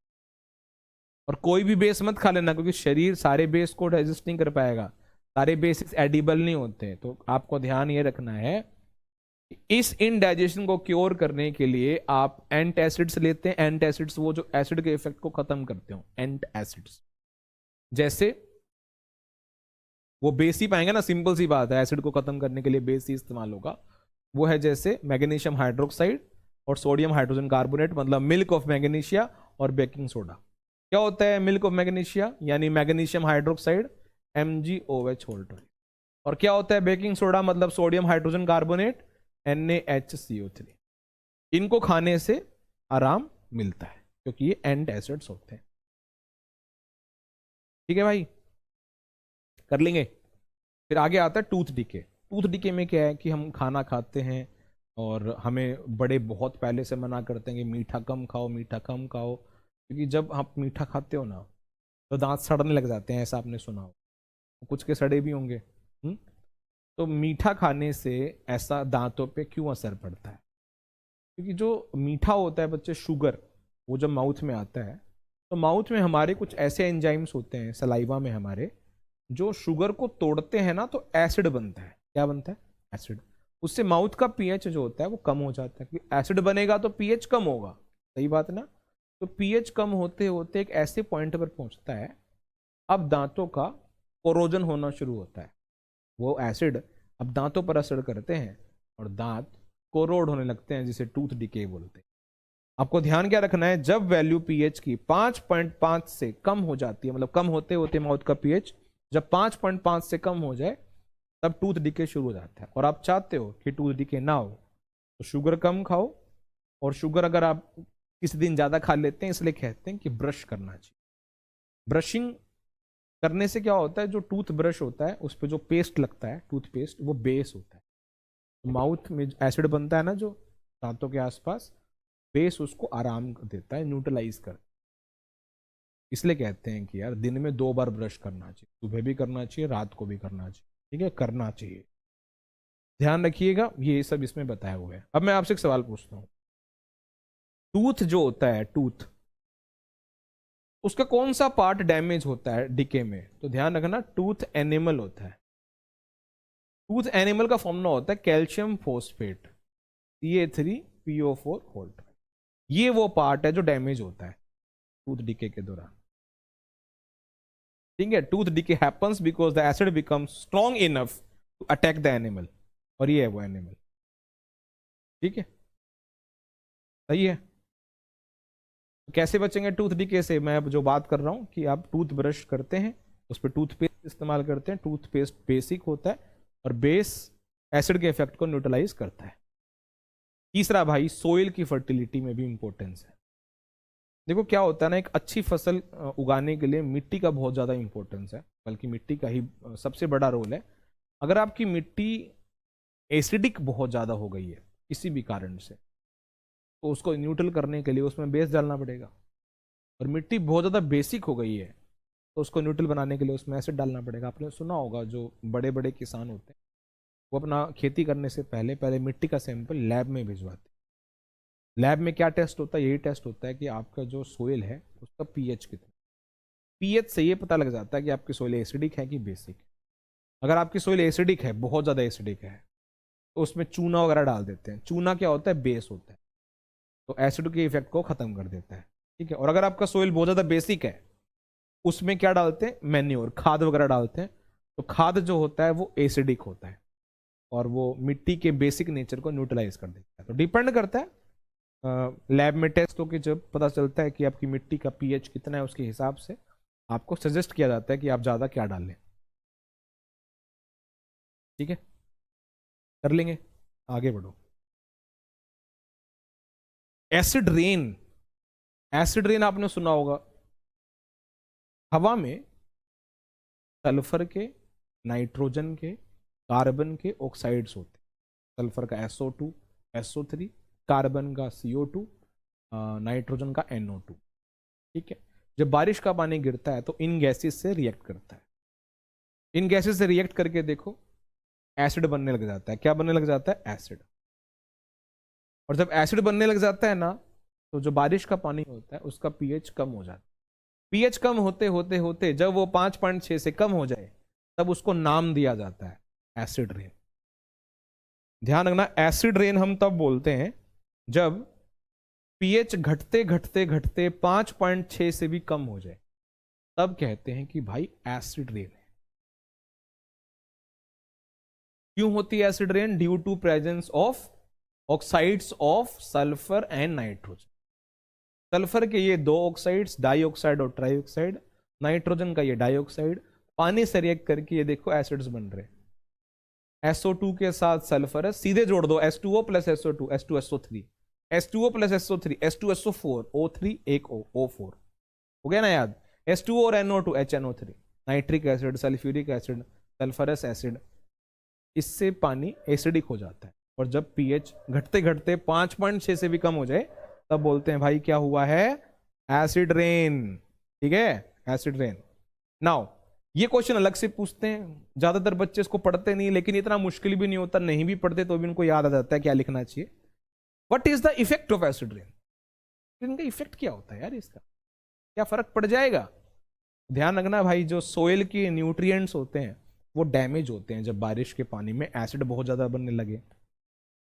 मेटल्स का जो कोरोजन होता है उसमें भी ये बहुत कंट्रीब्यूट करते हैं, क्योंकि जब पानी एसिडिक हो तो कोरोजन और जल्दी जल्दी होता है।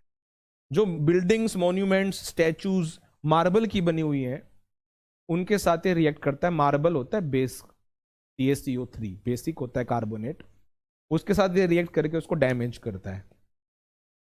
जो नदियों का पानी है, लेक्स का वाटर है, लेक वाटर, रिवर वाटर, उसका जो पीएच है वो कम कर देता है, क्योंकि एसिड जब गिरेगा तो पीएच कम होगा, ऑब्वियस है। तो जो एक्वेटिक स्पीसीज हैं उनको सांस लेने में प्रॉब्लम रहती है, ब्रीदिंग प्रॉब्लम्स होती हैं, उनका सर्वाइवल बहुत डिफिकल्ट हो जाता है। याद कर लोगे एसिड रेन का इफेक्ट क्या? याद हो जाएगा। मिट्टी में गिरेगा, मिट्टी के न्यूट्रिएंट्स डैमेज हो, बिल्डिंग्स पे गिर रहा है, बिल्डिंग में मार्बल है तो डैमेज हो रहा है। जैसे ताजमहल है, वो तो मॉन्यूमेंट मार्बल का ही है, तो वहाँ आसपास जो केमिकल इंडस्ट्रीज हैं वो बैन कर रखी है, क्योंकि केमिकल इंडस्ट्रीज से निकलती हैं ये SO2, NO2, SO3 जैसी गैसेस। अब केमिकल इंडस्ट्री आसपास नहीं होगी तो फिर ये गैसेस भी ना के बराबर होंगी, तो ऐसा मॉन्यूमेंट सेफ रहेगा। फिर भी देख लो आप, फर्क तो दिखाई दे रहा है। ठीक है, ऐसे आप ये याद रखो। कर लोगे? कर लोगे आप, होशियार बच्चे हो। चलो आगे बढ़ो। एनिमल्स भी एसिड्स का इस्तेमाल करते हैं अपने सेल्फ डिफेंस में, सुना है आपने? जो हनी बी होती है, मधुमक्खी, वो जब काटती है किसी पर्सन को तो इरिटेशन से नहीं होती, दर्द सा होता है, क्योंकि उसने आपको जो डंक मारा है, स्टिंग जो है, उसमें एसिड है। कौन सा? Formic acid. कौन सा है बच्चे? फॉर्मिक एसिड है। और उससे आपको होती है इरिटेशन। उससे रिलीफ पाने के लिए अब आपको लगाना पड़ेगा बेस। जो बेस इस्तेमाल करते हैं वो बेकिंग सोडा होता है। बेकिंग सोडा से रबिंग करते हैं और फिर आपको थोड़ा बहुत रिलीफ मिलता है। ठीक है, ऐसे होता है वास्प, मक्खी जो होती है, पीली वाली अगर आपने मक्खी देखी हो, वो डंक मारती है तो इरिटेशन होता है। तब क्या कहते हैं कि भाई आपको जो पेन हो रहा है उससे रिलीफ पाने के लिए आप उस पर विनेगर लगाओ, सिरका। सिरका होता है अचार में, तो अचार रगड़ा जाता है। ठीक है, अब इतना लेवल पे नहीं जाना है, तो आप ये ध्यान रखना कि जब कोई हनी बी का स्टिंग लगता है, डंक लगता है, तो बेकिंग सोडा से रब करते हैं। और जब वास्प का स्टिंग लगता है बॉडी में, तब विनेगर से रिलीफ पाते। दोनों सेम बातें नहीं है। ठीक है, बच्चे सेम समझते हैं, सेम नहीं है ये। और फिर एक आपको ध्यान रखना है, नेटल लीव्स होती हैं, कुछ पत्ते होते हैं, प्लांट होते हैं, में कांटे होते हैं, उसको आप छूते हो तो आपको जो चुभता है जब वो, तो इरिटेशन होती है फिर उस पोर्शन पे, क्योंकि उसने आपकी बॉडी में डाल दिया है वही फॉर्मिक एसिड। इसको फॉर्मिक एसिड ही बोलते हैं, मिथेनोइक एसिड को फॉर्मिक एसिड। उससे रिलीफ पाने के लिए आपको फिर बेकिंग सोडा रब करना पड़ता है। ठीक है, उसका एक ऑप्शन और भी होता है, या आप डॉग प्लांट इस्तेमाल कर सकते हो जो उसी नेटल लीव के पीछे लगता है। नेटल लीव के पीछे लगता है, आप उसी को तोड़ के उससे रब कर सकते हो, क्योंकि वो भी बेसिक नेचर का होता है, एसिड से रिलीफ आपको दिला सकता है। ये आपको याद करने हैं इंपॉर्टेंस ऑफ पीएच में। हेडिंग बाय हेडिंग याद नहीं करना, इंडिविजुअल हेडिंग से क्वेश्चन बनेगा, रीडिंग अच्छी होनी चाहिए, तो स्क्रीनशॉट लेते रहना और एक बार रीड करके चले जाना, ठीक है। चलो, अब आपने सुना होगा कि क्वेश्चन आता है कि जब कॉपर के जो बर्तन होते हैं, खास कॉपर के बर्तन, एक क्वेश्चन है, मतलब एक रैंडम एक क्वेश्चन मैं आपसे पूछ रहा हूं, ठीक है। लेमन जूस का इस्तेमाल करते हैं, नींबू जो होता है, नींबू निचोड़ के पानी में अगर साफ करें कॉपर वेसल्स, तो कॉपर वेसल्स अच्छे से साफ होते हैं। हमने पिछले चैप्टर में पढ़ा था कि कॉपर का जब कोरोजन होता है तब उसमें हाइड्रोक्साइड और कार्बोनेट बनता है, अगर आपको याद हो तो, ग्रीन कलर का, देखो ये लिखा हुआ है। अब ये बेस होते हैं, लेमन जूस होता है एसिड, बेस और एसिड एक दूसरे के साथ रिएक्ट करते हैं और खत्म हो जाते हैं, न्यूट्रलाइज हो जाते हैं, और आपको बर्तन चमकदार दिखाई देता है, यही इसमें लिखा हुआ है, कर लोगे, देखो। Copper hydroxide, copper carbonate are basic in nature, जो उस बर्तन पे कोरोड कोरोड मटेरियल है, जो जंग लगा हुआ है कॉपर पे, हवा में था कॉपर, तो उस पे ये ऑक्साइड और कार्बोनेट होता है, हाइड्रोक्साइड और कार्बोनेट बेस होता है, लेमन जूस एसिड होता है, ये उनके साथ रिएक्ट होता है और न्यूट्रलाइज हो जाता है, इस तरह से बर्तन आपका साफ हो जाता है, ठीक है जी। चलो, इसके बाद आप एक लास्ट में ये याद और कर लो, ऑर्गेनिक एसिड्स।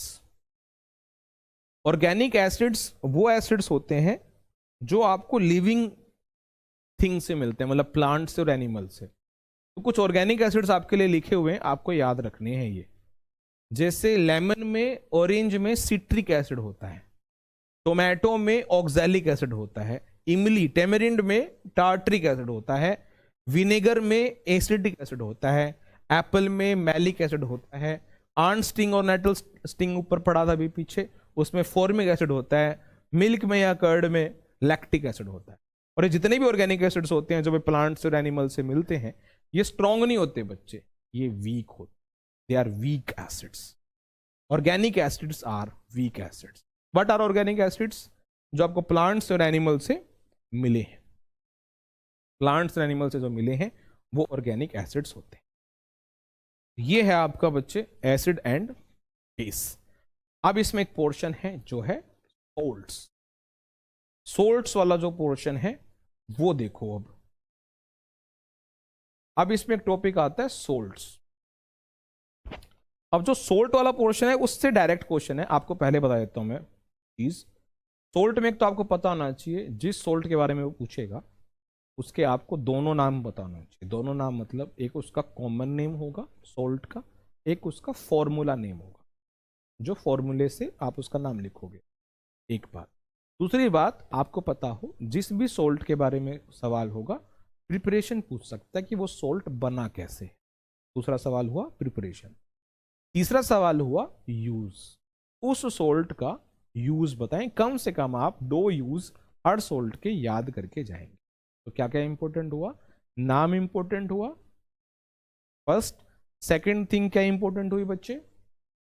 सेकंड थिंग क्या इंपॉर्टेंट हुई? प्रिपरेशन। और थर्ड चीज जो इंपॉर्टेंट हुई वो हुई यूज। ठीक है। तो सोल्ट्स जो होते हैं वो एसिड और बेस से कंबाइन करके बने ऐसे सब्सटेंस को सोल्ट बोलते हैं। तो salts are the chemicals formed by reacting acids and base. Acid और बेस आपस में रिएक्ट करके सोल्ट बनाते हैं। क्या पॉइंट है कि एसिड और बेस अगर दोनों सेम है स्ट्रेंथ में, मतलब ये भी स्ट्रांग है ये भी स्ट्रांग है, तो सोल्ट होता है न्यूट्रल।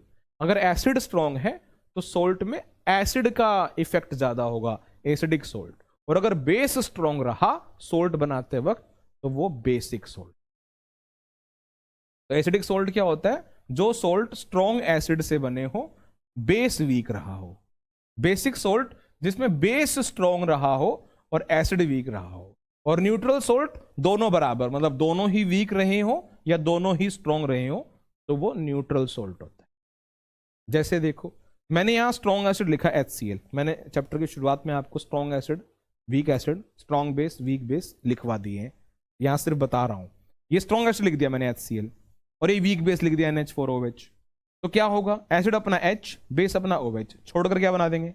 H2O। और NH4 और Cl ये मिल गया, ये सोल्ट हो गया। ये कौन सा सोल्ट है? एसिडिक सोल्ट, क्योंकि इसमें एसिड स्ट्रॉन्ग है। समझ में आ गया? ऐसे ही ये आपका बेसिक है और ये आपका न्यूट्रल। देखो इसमें बेस स्ट्रॉन्ग है और एसिड वीक है, तो ये जो सोल्ट मिला है, ये जो सोल्ट है वो बेसिक सोल्ट है। बात क्लियर है? देखो कुछ क्वेश्चन से क्लियर हो जाएगा आपको। ये देखो, इसने पूछा which of the following salts are neutral, बताओ कौन से सोल्ट्स इसमें न्यूट्रल है, कौन सा सोल्ट है इसमें न्यूट्रल। तो करने का तरीका क्या है, ध्यान से देखना। जैसे NH4Cl है, पहले आप इसके टुकड़े करो, NH4 plus plus Cl minus, ठीक है। फिर आप ये देखो कि जो माइनस है वो एसिड से आता है, मतलब HCl से आया होगा। माइनस के साथ H लगा दिया करो, माइनस के साथ H लगा दिया करो, और प्लस के साथ OH लगा दिया करो। अब इस प्लस के साथ OH लगा दूंगा तो क्या बन जाएगा, NH4OH। अब ये देख लो, ये वाला तो जो मैंने HCl लिखा है, ये तो स्ट्रॉन्ग एसिड है, और ये जो NH4OH है ये वीक बेस है। तो ये कौन सा सोल्ट हुआ, एसिडिक सोल्ट हुआ। ये तो नहीं हो सकता। Na2CO3 देखो, Na2CO3 के दो टुकड़े करो, Na प्लस और CO3। मैंने क्या बोला, प्लस के साथ OH लगा दिया करो, मतलब NaOH, और माइनस के साथ H लगा दिया करो, H2CO3। तो सर ये बेस तो स्ट्रॉन्ग है, लेकिन कार्बोनिक एसिड है ये आपका वीक एसिड हो गया। तो sir acidic salt, sorry basic salt हुआ, इसमें बेस स्ट्रॉन्ग है, तो ये भी नहीं हुआ। KNO3, आप KNO3 देखो, K plus plus NO3 minus. आपको समझ में आया मैं क्या कर रहा हूं? अगर किसी सोल्ट से क्वेश्चन पूछा, बताइए एसिडिक सोल्ट है, बेसिक सोल्ट है, न्यूट्रल सोल्ट है, पहले आप करो सोल्ट के दो टुकड़े रफ में, प्लस और माइनस। प्लस के साथ लगा दो OH, प्लस के साथ लगा दो OH, और माइनस के साथ लगा दो H। फिर आपके एसिड और बेस तैयार हो जाएंगे। फिर आपको बस ये देखना है कि स्ट्रॉन्ग कौन सा है। अब देखो इसमें HNO3 स्ट्रॉन्ग है और KOH भी स्ट्रॉन्ग है, अभी दोनों स्ट्रॉन्ग है। और जब दोनों स्ट्रॉन्ग होते हैं, जब दोनों स्ट्रॉन्ग होते हैं तो न्यूट्रल सोल्ट होता है। तो ये हमारा इस तरह ये वाले क्वेश्चन है। एक ये क्वेश्चन देख लो, न्यूट्रल सोल्ट का पीएच क्या होता है, तो सोचने की जरूरत नहीं है। न्यूट्रल सोल्ट का पीएच 7 होता है, एसिडिक सोल्ट का पीएच 7 से कम होता है, बेसिक सोल्ट का पीएच 7 से ज्यादा होता है। ये देखो, स्ट्रॉन्ग एसिड और वीक बेस से कौन सा सोल्ट मिलता है, स्ट्रॉन्ग एसिड और वीक बेस से कौन सा सोल्ट मिलता है, बताओ। स्ट्रॉन्ग एसिड और वीक बेस से कौन सा सोल्ट मिलता है, एसिडिक मिलता है, स्ट्रॉन्ग एसिड है। इनमें से बेसिक सोल्ट कौन सा है, बस इसी की तरह चारों के टुकड़े करो, प्लस माइनस, प्लस के साथ OH लगाओ, माइनस के साथ H लगाओ, फिर आपका एसिड और बेस तैयार हो जाएगा। फिर आपको क्लियर हो जाएगा कौन सा स्ट्रॉन्ग है, उसके हिसाब से आपका आंसर हो जाएगा। अब एक काम मैं आपको खुद करने के लिए दे रहा हूं, इसमें सोल्ट्स है ना, जो आपके 4-5 जो सोल्ट्स हैं, 3 काम करने हैं आपको। एक, उनके दोनों नाम, common name, formula name, NCERT से पढ़ लेना, वो तो सिंपल सा है, 15 मिनट लगेंगे मुश्किल से, ठीक है। क्या करना है, सोल्ट के दोनों नाम करने हैं। फिर दूसरी चीज आपको प्रिपरेशन पढ़ना है, कैसे वो बना है, और फिर उसके 2 यूज एटलीस्ट आपको, ठीक है। नहीं हो तो आप मुझे बता सकते हैं, हम उसको कर लेंगे। ये तो जरूरी नहीं है, मुझे नहीं लगता सोल्ट्स पे टाइम खराब करने की जरूरत है। 15 मिनट की रीडिंग है, रीडिंग में ही हो जाएगा, ठीक है। तो अब आपसे अगले लेक्चर में मिलेंगे, मेटल्स एंड नॉन मेटल्स में। तब तक ये वाला लेक्चर जहां पर भी आपको डाउट आया हो तो पीछे ले जाके स्किप करके आप देख सकते हैं, बैक करके देख सकते हैं।